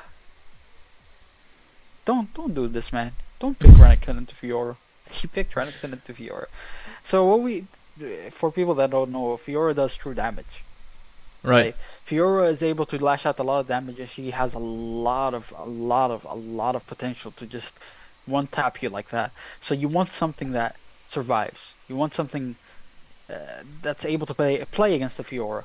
Right, but Renekton is also just pure damage. The Renekton is just pure damage, and he does have a bit of sustainability thanks to his ult, but it's just he cannot survive Fiora. Let's say right now the advantage in the top lane, Fiora wins the matchup unless the Maokai decides to do something. Mm-hmm. I suppose they picked the Renekton mainly for one reason: to make sure that he is able to dive into the backline, which is the Annie and Kai'Sa. Which Annie, by the way, I love the pick. Annie very strong right now. One of the most disgusting champions people start with. So Annie coming in for Team Rändajar, but meanwhile Aurelion Sol as well broken, but he just got nerfed recently in this new patch, so we're gonna see how that's gonna work out. But right now, what it looks like to me, Universae's team is a team. Is a team. Rändajar's team on the other side, they're playing alone. Right. Each player is playing alone, right? One of the teams playing as a unit, the other is not. Because Annie, you have the Fiora, right? Fiora wins the matchup against the Renekton. Annie can play against Aurelion Sol. Kai'Sa Rakan can play against Zaya Thresh, right? J4 can play against Maokai. So they can play the lane perfectly fine, but it's just one team. We have Aurelion Sol. You have Renekton who can jump into your backline. Yes, I get you have the Rakan, you have the Annie, you have the J4, but Fiora, it's more of a solo queue pick, and you gotta win lane. Right? And if you don't win lane, you have to wait a long time to be able to be useful for the team. But on the other side, you have the Renekton. Renekton can add so much setup, so much potential, so much value for the team, because he mainly has a lot of setup, but Fiora on the other hand does not. So right now, what it looks to me, Universae looks like a better draft, at least for me. They do have the other side. They do have Kai'Sa Rakan. They do have J4, Annie. But at the same time, you're telling me that Renekton, if he jumps to the backline, presses W, and it's followed up by the Maokai, who follows up by the Aurelion Sol, it's way more deadly. At least to me, I think the deadlier team right now, Universae. So your bet might be actually coming true with you saying that Universae will take a 2-0. We've said this before in game 1 already that Rändajar really does play a little bit in the sense of like a PSG. All great players, but no chemistry. I mean, we'll see how this is going to work out, but at the same time, I think Fiora should win the matchup in the top lane. I think Jarvan should be more online on the map than the Maokai. I think Annie could roam a bit better than Aurelion Sol, considering she has her passive, so she can throw out the Q and land the stun. Meanwhile, Aurelion Sol actually has to land his abilities. And like in the bot lane, Kai'Sa can follow someone up. She can follow Rakan, she can follow Annie, she can follow J4, she can follow Fiora. So a lot better, let's say 2v2s for Team Rändajar, but as a 5v5, Universae I think has a better team.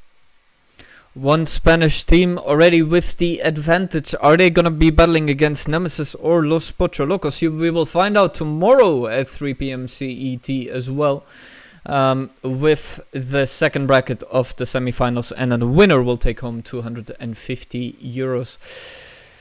Tomorrow is going to be one of the games of the underdogs. Nemesis obviously having beaten Universae before. Ahmed, with the way that things are looking right now, would you say that they've learned their lesson from their defeat of Nemesis so far, or your head shaking says a lot?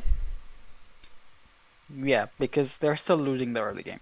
They're still not, like last game, they shouldn't have lost anything.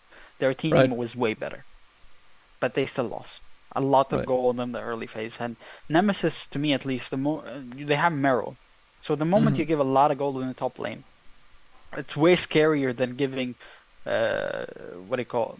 Team Rändajar a lot of gold in the top lane. Because I think Meryl is way better. He's the best top laner to me, at least the best top laner in the tournament, right? So this is why I don't think they've really learned. The only difference is right now, Rändajar's team, they're not really playing together as well as Universae. And after all of this, League of Legends is a team game. Of course. So the moment you are not in sync with your team, it's very difficult to win.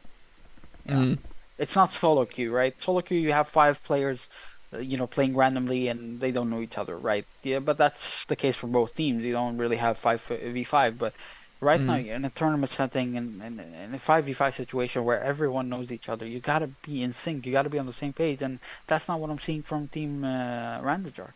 Especially in the first game, you have 2 guys in the top. You have the jungle and the top lane are playing well together, matching each other well. But then in the bot lane, Ezreal Yumi was unable to get something because this is Ronnie decided to play in the top side only. And I get that might have been their game plan to enable the Jack so he can be able to unleash a lot of damage, but it did not work. So you got to look for other alternatives. You got to enable something else. But what we saw is they kept constantly going for the top side. That's the problem. So they can bring it back. They can bring it back. It's not over. They can bring it back. It's just play as a team. No, obviously, I mean it's not over till it's over, as we always say. But so the only way to really defeat Nemesis is to win in the early game, basically. Is what you're saying? Because what we've seen, Nemesis plays early game beautifully. What we've seen, Nemesis is way stronger in the early game. That when they get advantages, they can snowball easier. But Rändajar, they weren't able to snowball that easy, right? And I get they did not get to play as much games as Team Nemesis or Universae, right? They only got to play Group A was a little bit of a mess, unfortunately. But Group B, they all played their games. They were all able to show their skill set, show what they have to do. So right now, honestly, to me, if I was Rändajar, I would say that as an advantage for me because I get to see how Universae plays. Of course. It did not. I don't think they, did their homework correctly, and I don't think they were able to, study Universae properly. Right. I mean, that I agree with you on that. However, they which is the disadvantage for them as well because they don't know how Group B is playing or has played so far. They've been the winners of Group A, obviously.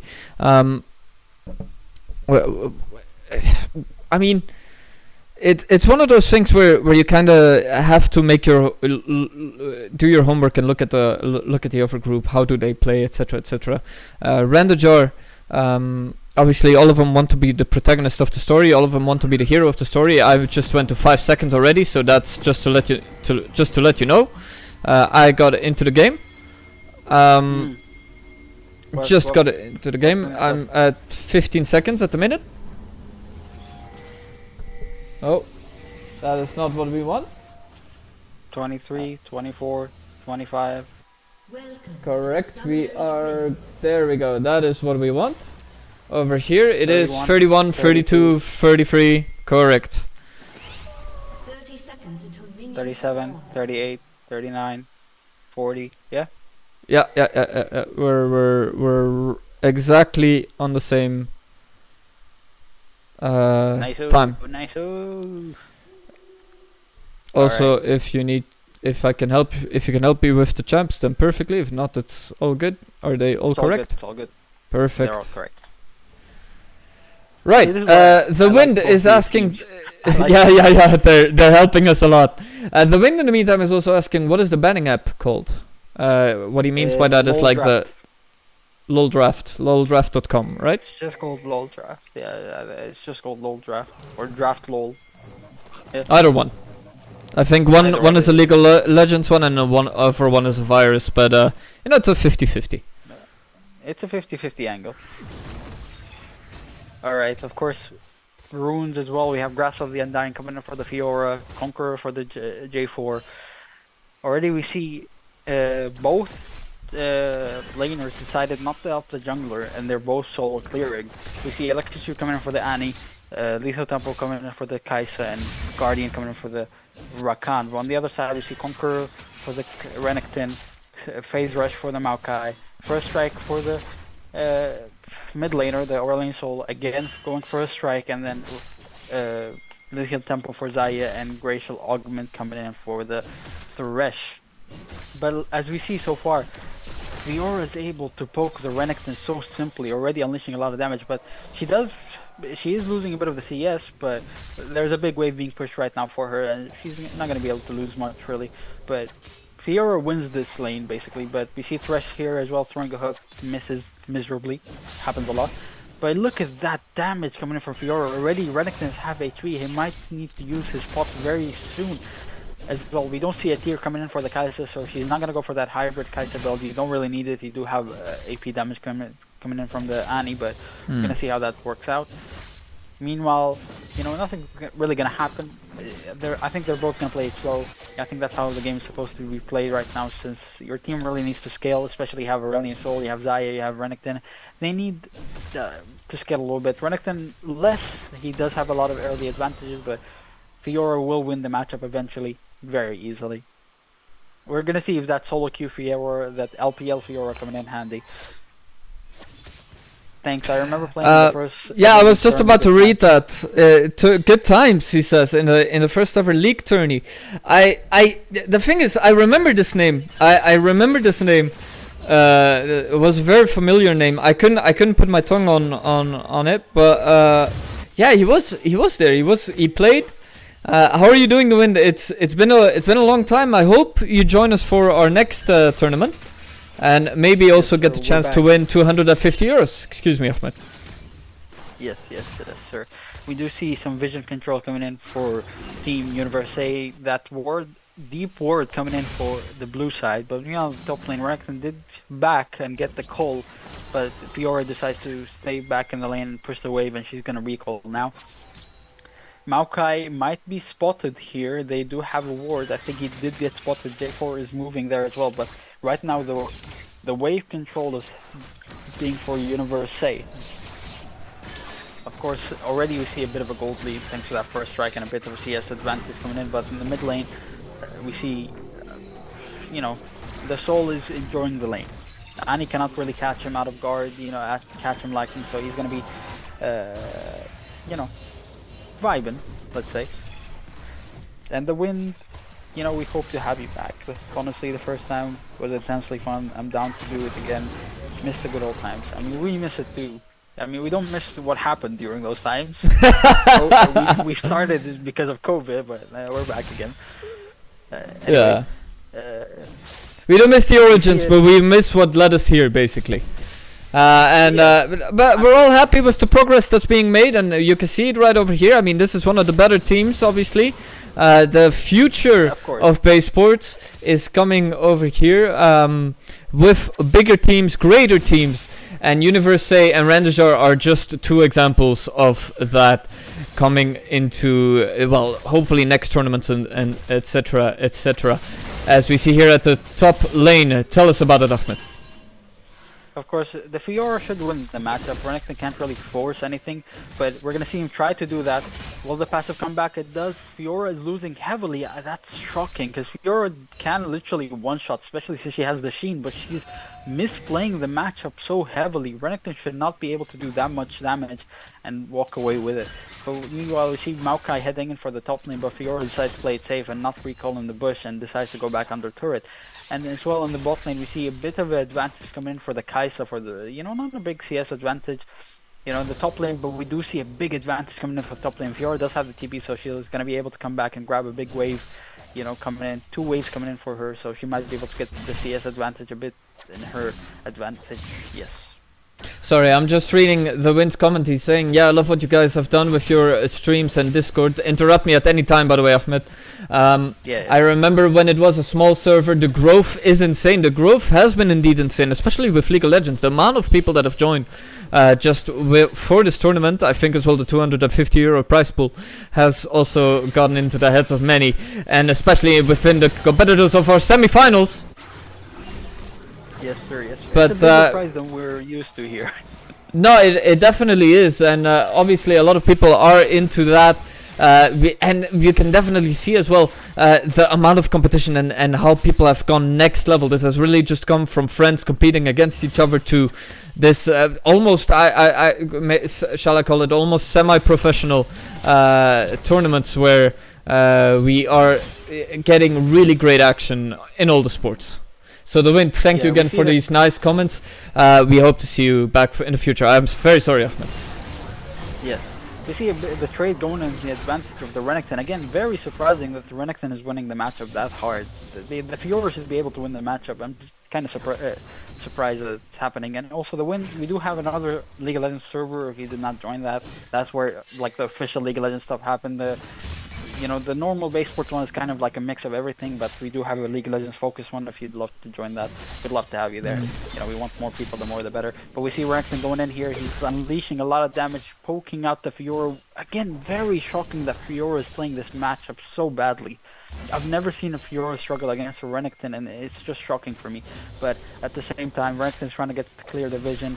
J4 is in the top lane, so they might be looking something for the top laner here. J4 might get level 6 very soon. Fiora does have her ult available. Renekton might decide to go for a dive. He does grab a turret shot here and decides to head back into the wave. 75 CS to 55 CS. You know, on the mid lane, 69 CS to 62. In the bot lane, 71 to 65 for the Kai'Sa. But, you know, not a big advantage so far coming in for Universae. They are playing the game a bit slower, but they are going to be able to pick up this first Herald. 4 of the team members for Universae and Thresh roamed in the top side as well to be able to guarantee this Rift Herald and give some platings for which team member. We're going to see that very soon. But right now, Universae, again, playing better in every lane. The bot lane, I guess the Kai'Sa is able to farm a bit better, but at the same time, Universae is able to do still matches, still be able to do a lot of work, and they're playing a lot of division. So right now we see 2 control wards coming in for team Rändajar in the top side, but Universae is able to have a control ward in the river and in the bot side river as well, on the top side and the bot side. I mean, and what? Sorry. Wait, hold up, wait a minute. Now we're gonna go to the Drake fight. The A4 did not plan anything yet, and he finally uses his ult, and coming in, beautiful ult, stuns both the Aurelion Soul and the Maokai. They're able to grab the first blood into the fight. Beautiful execution, and that's what I said, J4 and Annie, better combination 2v2, but a 5v5 situation is very difficult. Meanwhile, in the bot lane, Zaya does finally use her ult to escape the Rakan, and you know, big misplay coming in from the Zaya, But me on the top lane, Fiora finally uses her W correctly and she's able to unleash a lot of damage to Renekton and he has to back away. Annie is in the bot lane. Will she be looking for something else? No, she's just supporting the bear a little bit, letting him survive a little bit more. And she's going to head back into the Drake. They are going to be able to grab the first Drake considering that Maokai is then. They're not going to be able to contest it. But you know, on the top lane, Fiora does have her ultimate, so she'll be able to use her perfect execution. Finally, she does, but Renekton waits for it.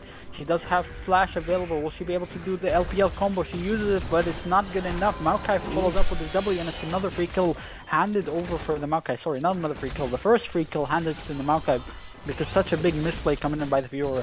She finally used her ultimate when she was very low, and it's not efficient enough. As we've talked about, Ahmed, as well, you said that Universae obviously has a better game plan. But you've also mentioned that this game is a lot slower. As we see here some action, a little bit of trading going on in the mid lane. Well, not really trading, just a little bit of attack. We do know that Universae is very good at being patient and waiting up until the end, and then this is where they're really powerful at the end of the game. Is this something that Rändajar is currently adopting in this scenario, in this game? Have they learned from Universae on how they play, or what is your analysis on this? Yeah, I think they're playing the game a bit slower. They did get the first Drake. They did get a kill onto the Maokai. It's a nice advantage for them. But at the same time, you see the top lane. We see what happened last game. It's like they switched sides, but they didn't switch the style, right? The top side, Rändajar was focusing the top lane last game, but this time around, you see the Renekton having such a big advantage, and the Rift Herald as well being used in the top lane. The turret, there's one turret plating left, and Renekton is going to be able to grab that first turret. He has such a massive CS lead as well. About 30 CS almost coming in for the Renekton, and it's such something that should not be happening right now because Fiora is such a lane bully, and you see the Renekton being able to bully her very easily. She does have Sheen, so she should be able to unleash a lot of damage, but she cannot do it efficiently. Already we see a 1.2k gold lead coming in for as well for Universae. Right now, every wave is being pushed right now for the top side. Beautiful W landing in by the Renekton. Finally, the passive being used efficiently for the Fiora. But in the bottom lane, we see very evenly matched. A bit of CS lead coming in for the Kai'Sa, but in the mid lane as well, it's a bit of a CS lead.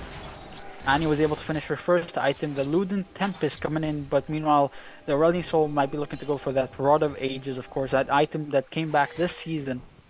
Meanwhile, Thresh does land the hook. Will they be able to commit for something? They do decide against it, but the ward was not cleared in the bush. Just to understand for the new people that are coming, what does the item do that just came back this season? Rod of Ages came back this season. It was taken away last season, but it basically gives you more health, more damage, more time the game goes on, you know. The more, if you hover over it, you can see how many stacks there are. Right now it's going to have one stack, of course, but you know, with time goes, there are going to be more stacks. Renekton's stopping the back of Fiora, and he decides to bully her even more. Having almost a 40 CS lead, he needs a few full farm to get that CS lead. Renekton going in, he's going to be able to execute the Fiora. He does not land it finally. The minion, you know, the turret's going to go for the Renekton. Fiora cannot go anywhere. He's going to have the kill. The Renekton's going to have the kill for the Fiora. Uses her TP. Will she be able to escape? She does not escape. Q coming in for the Maokai. TP as well being used by the Fiora. He is unable to escape, and that's another kill coming in for Universae. You know, Rändajar did pick red side this game, which I did mention is a bit of a disadvantage because it limits your champions, it changes your champions. But you know, right now, Universae is showing that it's a big advantage for them. Even though they were able to get that one kill onto the Maokai, it's not enough. And Annie with the electrocute, you know, I would have suggested to go Dark Harvest here because I don't think you're going to be able to lash out a lot of damage with the electrocute, but and it's proving me right. You know, electrocute, it is a great rune, but it's not optimal, especially. But meanwhile, we see in the mid lane, Maokai might be able to go in. Aurelion Soul ulti is available. He decides to throw his little minion and decides to back off. Not doing much, but Maokai is heading into the top lane again. Rift Herald is going to spawn very soon, as we can see, in 5 seconds. So it's going to be very, very free Rift Herald. But meanwhile in the bot lane, Annie did get spotted. She does have her ult available to use it, but Zaya follows up with her ultimate. Kaisa tries to go behind the Zaya. She does grab the kill. Beautiful W landing into the Zaya, grabbing finally some gold into the Zaya's pocket. First kill coming in for the Zaya, but they're gonna catch the thresh as well. Will they give it to the Kaisa? They do give it to the Kaisa, and that's another kill coming in for the Kaisa. 2 kills going into the hands of Kaisa, and that's some gold going back the back pocket of Team Rändajar. They are gonna be able to grab the second Drake of the game. That's gonna put them 1 Drake away from Soul Point, and that's gonna be free Drake because the Maokai is in the top lane, but he did pick up Rift Herald. Are they going to be using it for the mid lane to get a little bit more advantage in the mid lane? But they are still 3k gold in difference. They got the same number of kills, 2 dragons in advantage. Will that be enough for them? It seems like it may not look like it at the minute. We see here a little bit of some movement going on for Universae in the mid lane. However, we do see 3.3. Thank you, by the way, Kanovaski, for the follow. We see still some advantage for Universae, but will it take long? Vamos Universae, the Spaniards are united together and to make sure that they already have their fans over here. We see Universae with their fans. They already have game won. And like Ahmed mentioned, it is very weird that Rändajar has picked the red lane for already being in a disadvantage and already being in a disadvantaged position. It is very risky, but usually in these scenarios there may be one of those scenes of high risk, high reward, and this may be one of them. However, like we've mentioned previously, the difference that we see over here with the gold is still there. It is not as huge as it was the previous game when there was 16 minutes at play, but there is still a margin that needs to be addressed for Universae, as they've just destroyed their turret. Yes, Versarl being used in the mid lane. Sorry about that, my mom just came. It's alright. Thought I said hi. Versarl being used in the Versarl being used in the mid lane, getting 3 charges as well. Beautiful Rift Herald usage, very optimal. See, this is what I like when you use Rift Herald. Use it optimally, right? Right now, there is a lot of vision coming in for Universae in the bot lane, but there are some control wards here and there for Team Rändajar, you know, giving a bit of vision here and there. But right now, 4k gold advantage coming in for Universae. 3 turrets being destroyed, 2 in the mid lane and a charge in the mid lane as well for the inhibitor turret, and then you have 2 Rift Heralds to be taken. The advantage that Rändajar has is they do have 2 Drakes, so they focus Drake.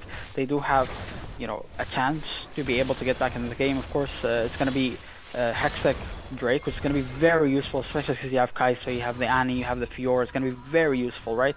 But at the same time, will they be able to get to that point? We're going to see.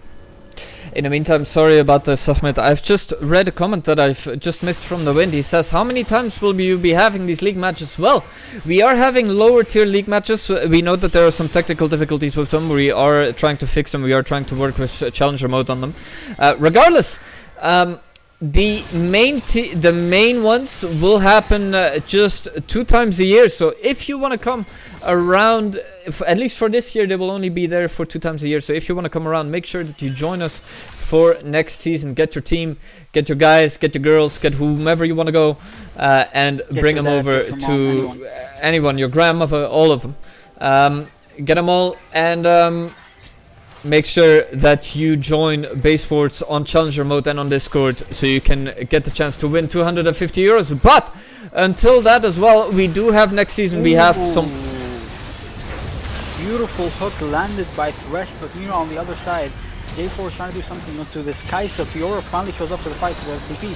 She does land her ultimate onto the Renekton, but on the other side, they do grab another kill. Aurelian Soul is grabbing 2 kills right there. What was that? Aurelian Soul was able to unleash a nuke, bringing us back to Japan 1947. I think that was the correct year. I'm not sure, I didn't do history. But anyway, they were able to unleash another nuke onto Rändajar and grabbing 2 kills. Aurelian Soul, beautiful ulti, landing onto everyone.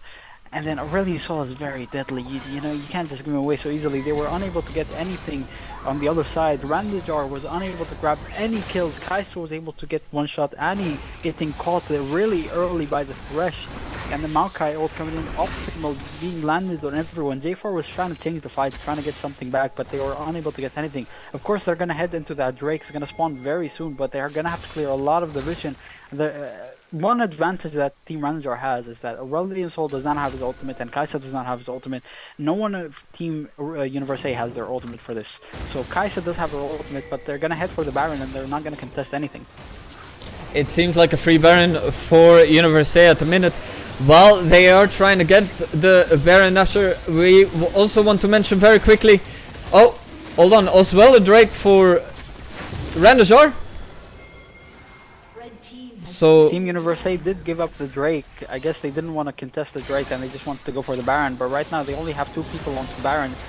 It's going to be a very slow process, but they're going to grab it anyway. They do have the smite, but right now it's going to be an advantage for Team Rändajar, mainly because they are going to be able to grab low health, you know, kills, very easy kills, because Team Universae decided to go for the Baron and they were dealt so much damage and they were able to grab 2 kills right there. Another kill handed to the Kai'Sa. The more gold you put to Kai'Sa, the more deadly she is. She's very scary right now. 3 kills, 1 death, and 4 CS lead onto the Kai'Sa, to the Xayah, but both with 2 items, but a bit of an advantage in damage coming in for the Kai'Sa.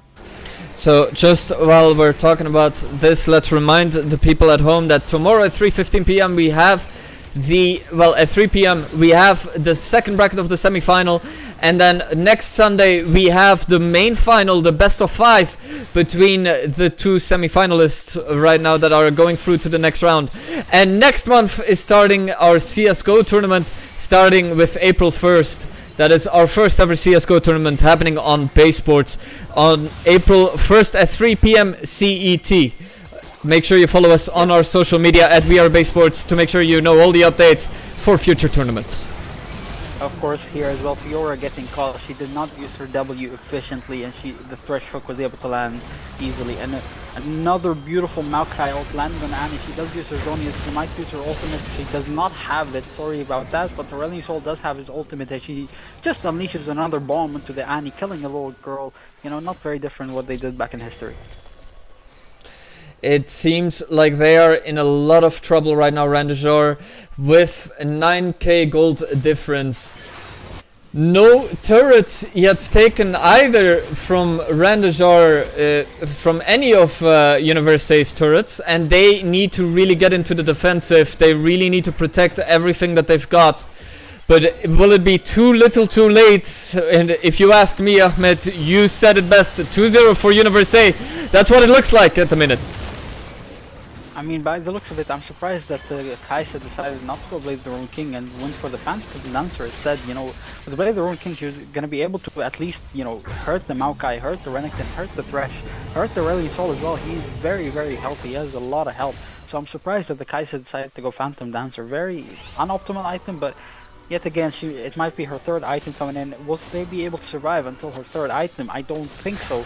Mainly because a lot of damage is coming in from Team Universae. A lot of damage. So it's going to be very difficult for Universae to actually be able to, you know, do something if Kai'Sa had the Blade of the Ruin King. But we're going to see how that's going to work out. No, I think she's going to go for Navori Quick Blades as the 3rd item. Huh? Okay. Alright. Alright. Interesting choice. A lot of unorthodox choices made by Rändajar, but will it cost them? Bjorn Kid still with the hopes of Rändajar going through to the finals, at least that's what it seems like. But I just like you, Ahmed, think that this might be a little bit too late, especially with the choices that they are making.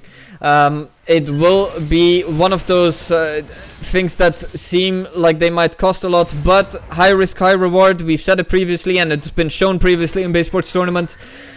Will this be one of them? Only time will tell. I mean, the one win condition that Team Rändajar has, if they get the shutdowns onto the Kai'Sa, the more gold into Kai'Sa, the better for them, right? Don't give gold for the Fiora. Fiora, the later the game goes, the better. And we're gonna see how that works out. Of course, they are trying to hand a lot of the CS into the Kai'Sa. We see that happening. Annie does need a bit of gold as well. She does not have her second item yet. So she can't What- really match the Running Soul. Running Soul already 3 items, but meanwhile while all of that's happening, Fiora was able to grab a turret and a bot lane, getting a turret shut down right there. Yeah, but I just wanted to mention exactly what you just mentioned was one, the first turret for Rändajar has been destroyed. It does show progress, but how much progress exactly we will have to wait and see. Is it a good sign at the minute that the turret has been destroyed already, or what do you think? Is it already too late for Rändajar to even make a contest on their side, or do they still have time? I mean, I don't know about this right now, but right now Team Universae is trying to stop the soul, you know, the Hextech Soul coming in for Team Rändajar, because that's a very deadly soul. A Hextech Soul is very good onto the Kai'Sa, Right. onto the Annie, onto the J4, right? They're gonna have to stop it. They're gonna have to do everything they can to stop it, but I think that's gonna be very simple, and Team Rändajar can't really contest anything because, you know, the moment that Team Universae notices that they're focusing on the Drake more, they can literally open the base and get, you know, an inhibitor or two right here. So they decide to give it up and decide to head back into the lane and clear the waves, because you don't really need the Drake right now, I understand, but it would have been a big, you know, advantage for them to enable them to actually be able to contest the game. But the better choice right now is to make sure that their base isn't open. Even though letting one inhibitor down is not the worst choice, you can give a bit of more gold to the Kai'Sa, to the Annie, but at the same time you don't want that to happen because it adds a bit of pressure, and you can't really contest Baron, you can't really contest anything because you're scared of the wave pushing into your base and destroying everything. So right now Baron's going to be spawning in the next 20 seconds, so they're going to try to play around that a bit, put a bit of vision. We do see 2 control wards, we see a bit of vision coming in, and of course Rakan does have zombie ward on his rune, so it's going to be, he's going to be able to clear the wards, I guess, a little better, because he can, you know, when he clears the ward, he can give a bit more vision for his team, but we're going to see how that's going to work out. Of course, they do spot both control wards, and Rakan decides to put a ward there because he thinks it's cute, and he doesn't, you know, he wants to waste one ward just like that. But control wards, 2 coming in for the Rakan and his item in his bag, and J4 as well, pack and 2 control wards. Ooh, okay. I expected, honestly, J4 to stay there to go for the steal, and they bait out that they're all in base, something like that, but I guess they decide to push mid lane. They can get the turret. They do get the turret, you know. Yeah, they do get the turret. I think they can, honestly, they can move into Baron easily and get the Baron right here, because Rändajar can't really contest it, you know. Kai'Sa can't really do much right now. She only has 2 items, so she is not that scary, but you know, I don't honestly, I don't know what Rändajar can do besides stealing the Baron, besides, you know, getting that soul. I don't know what else they can do to actually stay in this game.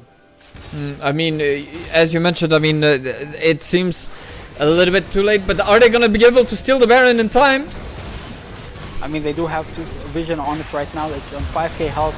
J4 did get caught here. He decided to use the jump onto 3 members of the team. Baron has stopped being focused. Kai'Sa decided to jump in the backline. She does do a lot of damage.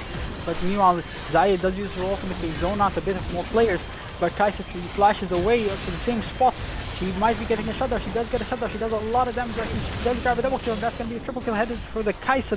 Wow! Kai'Sa, beautifully executed play right there from the Kai'Sa, jumping to the backline, unleashing a lot of damage on the Xayah. She might be able to grab more kills here. We're going to see how that's going to work out. J4 can zone the Renekton a bit more, but if they spot them out, they decide to head back into their base to clear out a bit of their minions. But that's such a beautiful play that enables Rändajar to stay in the game. Beautiful play by the Kai'Sa. He was able to get triple kill right there, flashing the same spot, but it worked somehow.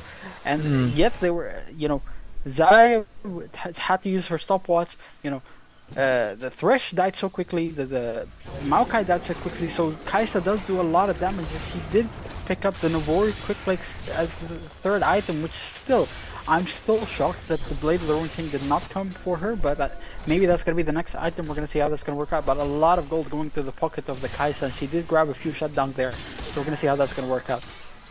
Bjorn Kid very impressed with in the chat, it seems like, and they've reduced their kills difference to 5, and they've reduced their gold difference by 1k gold. Not enough to make a huge impact on that differential, but it does show that they are back for business. And are they gonna go back for round 2 with the Baron Nashor, or are they gonna allow it? They need the Baron Nashor more than anybody else right now in order to get that gold difference, in order to get the gold lead. Are they gonna wait for it to be weakened? I mean, we see Or not. Renekton in the bot side, he's pushing the wave right now.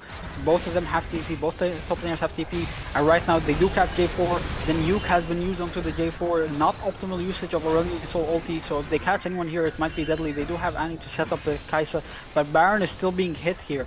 J4 does have Smite, Maokai does have Smite. Will it be a 50-50 or will they try to zone them out even more? Renekton is in the base, he's doing a lot of work. Kai'Sa is caught here. Sorry, Xayah is caught here. Kai'Sa is trying to do a lot of damage, but Aurelion Soul hurt so much. But Annie ult coming in, beautiful ult landing onto the dragon.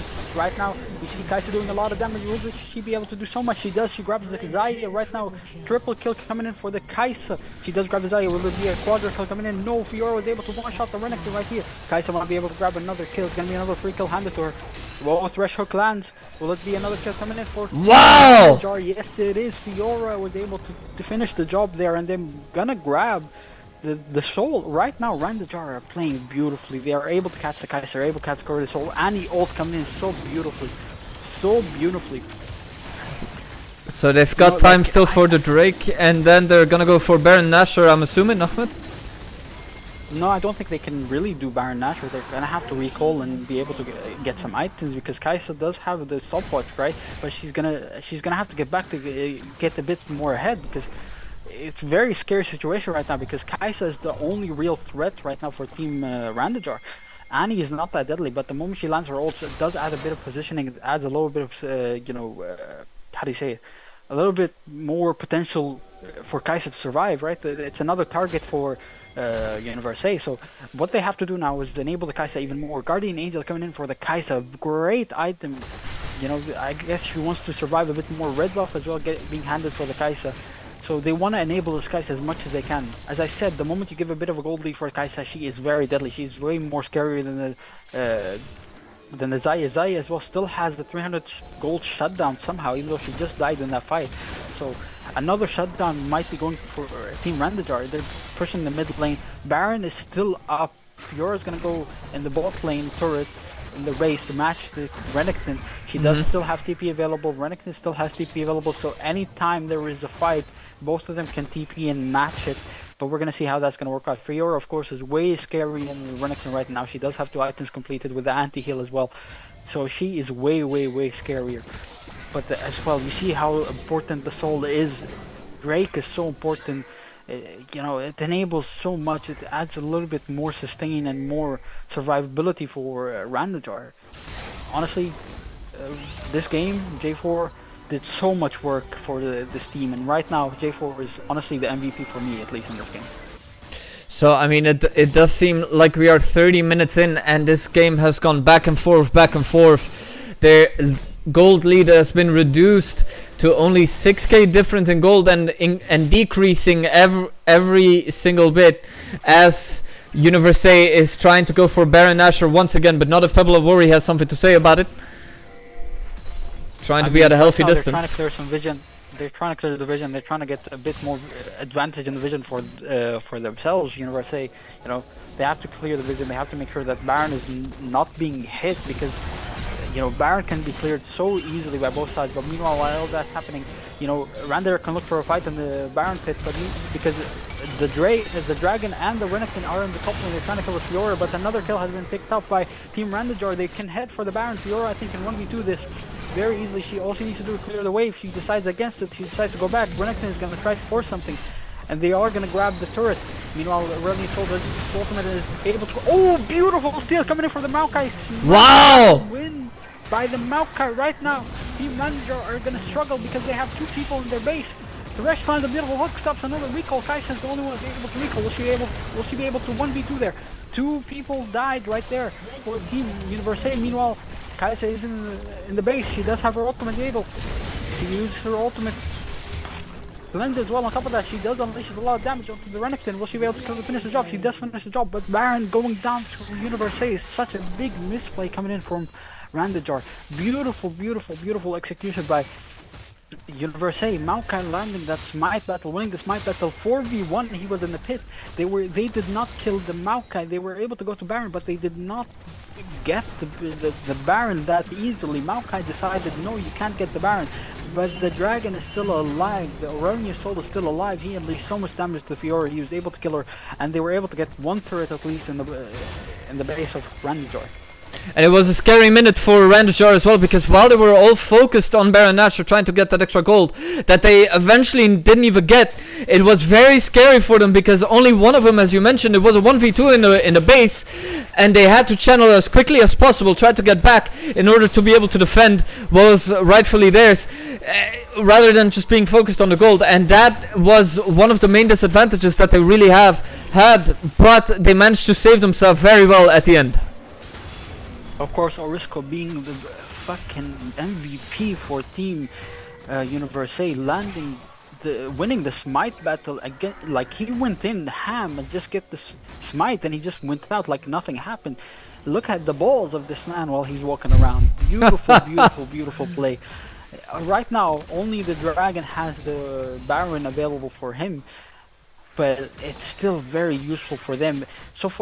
But right now they can't really fight, Rändajar, because Kai'Sa has full build right now. Of course, Blade of the Ruined King did not come in for the Kai'Sa, so she cannot delete anyone. But she does have full, 80% crit build right here, and she does have Navori quick play. So the more she auto attacks, the more she can use her abilities, the more she hurts. But meanwhile, Zaya on the other side does not have full items. She does have 2 control wards in her bag to use at any time. Of course, 2 Guardian Angels coming in for Team Rändajar, so the fight will go the advantage of Rändajar if Team Universae decides to commit and go for it. But they are making sure that these 2 cannon minions survive, the 2 empowered cannon minions survive, so just so they can hit the inhibitor and so they can get another inhibitor. And they might be looking for 3 inhibitors this game, just like last game. But beautiful, beautiful, beautiful. Again, beautiful, beautiful steal coming in from Orisco. Yeah, but we see as well the 6k gold differential. Ahmed, I mean, they've just had to defend themselves. We see a fight coming in. J4 does catch the Zaya, does catch the Thresh. Will they be able to get something? Kai'Sa does go into the backline. Guardian Angel being used by the Kai'Sa. J4 beautiful catching the Zaya, and they're gonna grab the Elder Drake. Beautiful, beautiful, beautiful play from J4, catching the Zaya, catching the Thresh, catching the Sword, catching the Maokai, caught 4 people. So he caught the Renekton, not the Dragon. The Dragon was able to unleash 3 damage there, but he cannot really walk into the pit here. Zaya can... Wait, Renekton is heading back to the base, but I don't think he'll be able to end. Fiora is back. It becomes optimal. Kai'Sa might be going in for something here. She does not have flash, she does not have anything, and they're not going to be able to finish the job. But right now, Team Rändajar is looking way scarier. They're playing the game way better. J4 is able to catch everyone off guard. Zaya is unable to unleash anything into this game. J4 is playing optimal League of Legends. He is playing beautifully. He's the best performing team member, even though Zaya is performing wonderfully. But I think without J4 on their team, they wouldn't have been able to do so much work. Kai'Sa, of course, grabbing the red buff. She's gonna head back to the base to grab some waves. But of course, right now, J4 is the MVP. At least for me, he is the MVP for Team Rändajar. On the other side, both junglers are playing beautiful League of Legends. Yeah, I mean, they are asking in the end, Boy Tango as well is asking in chat if he will make an all-star team at the end of the tournament. Actually a nice idea from him. Right now, who would you put in the all-star team? You know, if we have one all-star team, I think Meryl gets the top lane. What we've seen in the group stages, he might, not perform as well in the semi-final. The jungle right now for me, either Orisco or Mr. T, I think they're the best junglers we've had so far. Especially in the Seer has proved to us that they're the best junglers right now. The ADC role, mid lane role, I'm not really sure. We'll have to look into the games and see who performed the best out of all of them. But right now, Meryl and either Mr. T or Orisco as the jungle role. I mean, look at this, how the turns have tabled. We are looking at once. It was an office reference. Rändajar trying to go for the base of Universae, and this is the first time I think in this game. I am shocked that Rändajar decided not to force a fight here because they have the Elder Dragon that's gonna despawn very soon. They do have more damage, they have to execute, so we're gonna see how this is gonna work out. Elder Drake might despawn in the next 30 seconds, so they are gonna have it when Baron spawns, but after a bit of it, after 10 seconds or so, it's gonna be gone. But I think they're gonna be able to grab this Baron very easily, unless Orisco decides against it and decides to, hey, you can't get this Baron very easily. Will J4 be able to grab something again? Will be able to grab another pick? Maokai does use his ultimate, it does land onto the Fiora, but she uses her W again. J4 landed to 3 members in the backline, 4 members, make that 5 members, but the Aurelion Soul ultimate comes in beautiful. Fiora doing so much damage, but the Zaya did so much damage with the ultimate. Her ultimate was beautiful. Maokai was beautiful. Oh my goodness! J4 was able to land everything beautifully, but the Kai'Sa was caught by the Maokai. He had to go in, he had to disable the Kai'Sa, and he did it efficiently. He does have the demonic embrace to unleash so much damage, and beautiful fight executed by Team Universae. And that is it!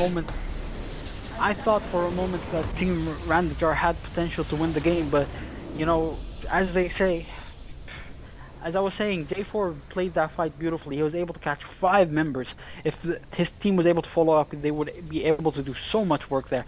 But at the same time, Kai'Sa was disabled in that fight. Maokai was able to jump on her. He flashed, he WTQ'd, he did so much damage onto her.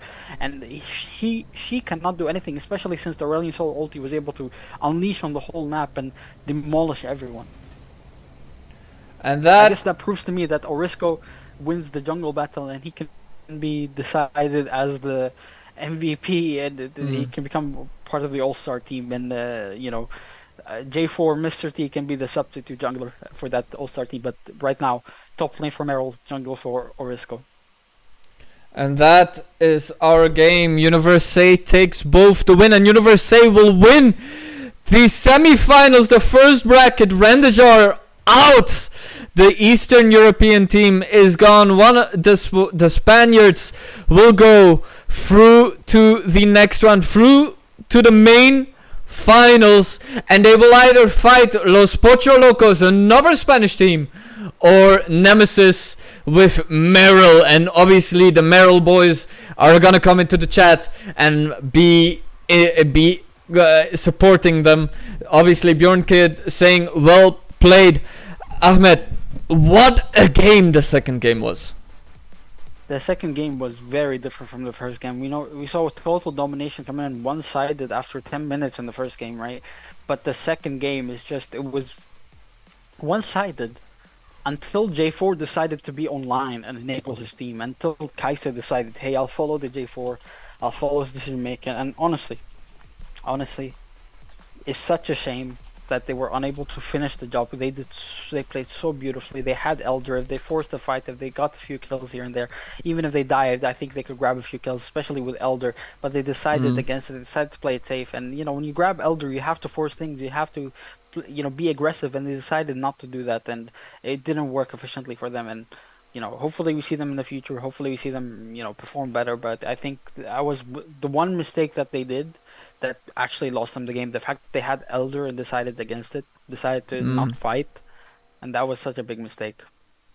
Yeah, no, definitely. But it was insane seeing them like that. Universae wins this first bracket. Congratulations to Universae, the Valencian team, making it through to the main finals. And tomorrow, like I said, Nemesis versus Los Pocho Locos, the other Spanish team, versus the Swedish team, going against each other. What are your bets for tomorrow? I think it's gonna be a 2-1 for Nemesis. As I said before, that when the tournaments are, when the group stage ended, I think Group B is way deadlier. I think Group B is stronger. So I think that, in my honest opinion, that Nemesis and Universae are the best 2 teams we have. So I think Nemesis is going to be able to get the win. I think 2-1. And I think the final is going to be we're going to see tomorrow how Nemesis plays, but I think the final is going to be very even. I don't think it's going to be one-sided as we've seen them before, but I think it's going to be very even.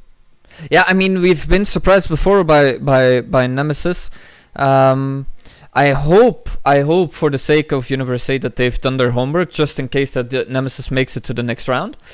But only time will tell. I mean, we're talking about hypotheticals over here. I'm sure Universae is enjoying their moment after 40 minutes of fighting in the second game alone. An hour complete. It was madness. It was absolute chaos. Ahmed, I'm so happy that I was a part of this right now with you. Tomorrow we will see each other again at 3 p.m. CST, and I want to know everybody's prediction then and there. Ahmed, it's been an absolute pleasure. Any other comments you want to say about what we've just witnessed, what we might witness tomorrow? Please, by all means. I think we're gonna see, I think we'll just leave it for tomorrow. I don't want to say anything and don't want to jinx anyone. I just want to see what's gonna happen tomorrow. Of course. Also, while we're talking about that, next week, like we said, next week Sunday, we will talk to you about the finals. We will see each other at the finals as well, the big ones. They're gonna be huge. Maybe not as big as Worlds, maybe just a tiny bit smaller, but we're getting there. We're getting there. Yes, obviously. Yes, But next month as well, starting April 1st, we will be there at Baesports CSGO. We will see each other for the first time. Well, we won't see you, Ahmed, but the first ever CSGO event will be made in April. Hope to see you all there as well. And make sure you sign up if you haven't yet. And even if you don't have a team but you just want to join, feel free to join on our Challenger mode and on our website, wearebaesports.com.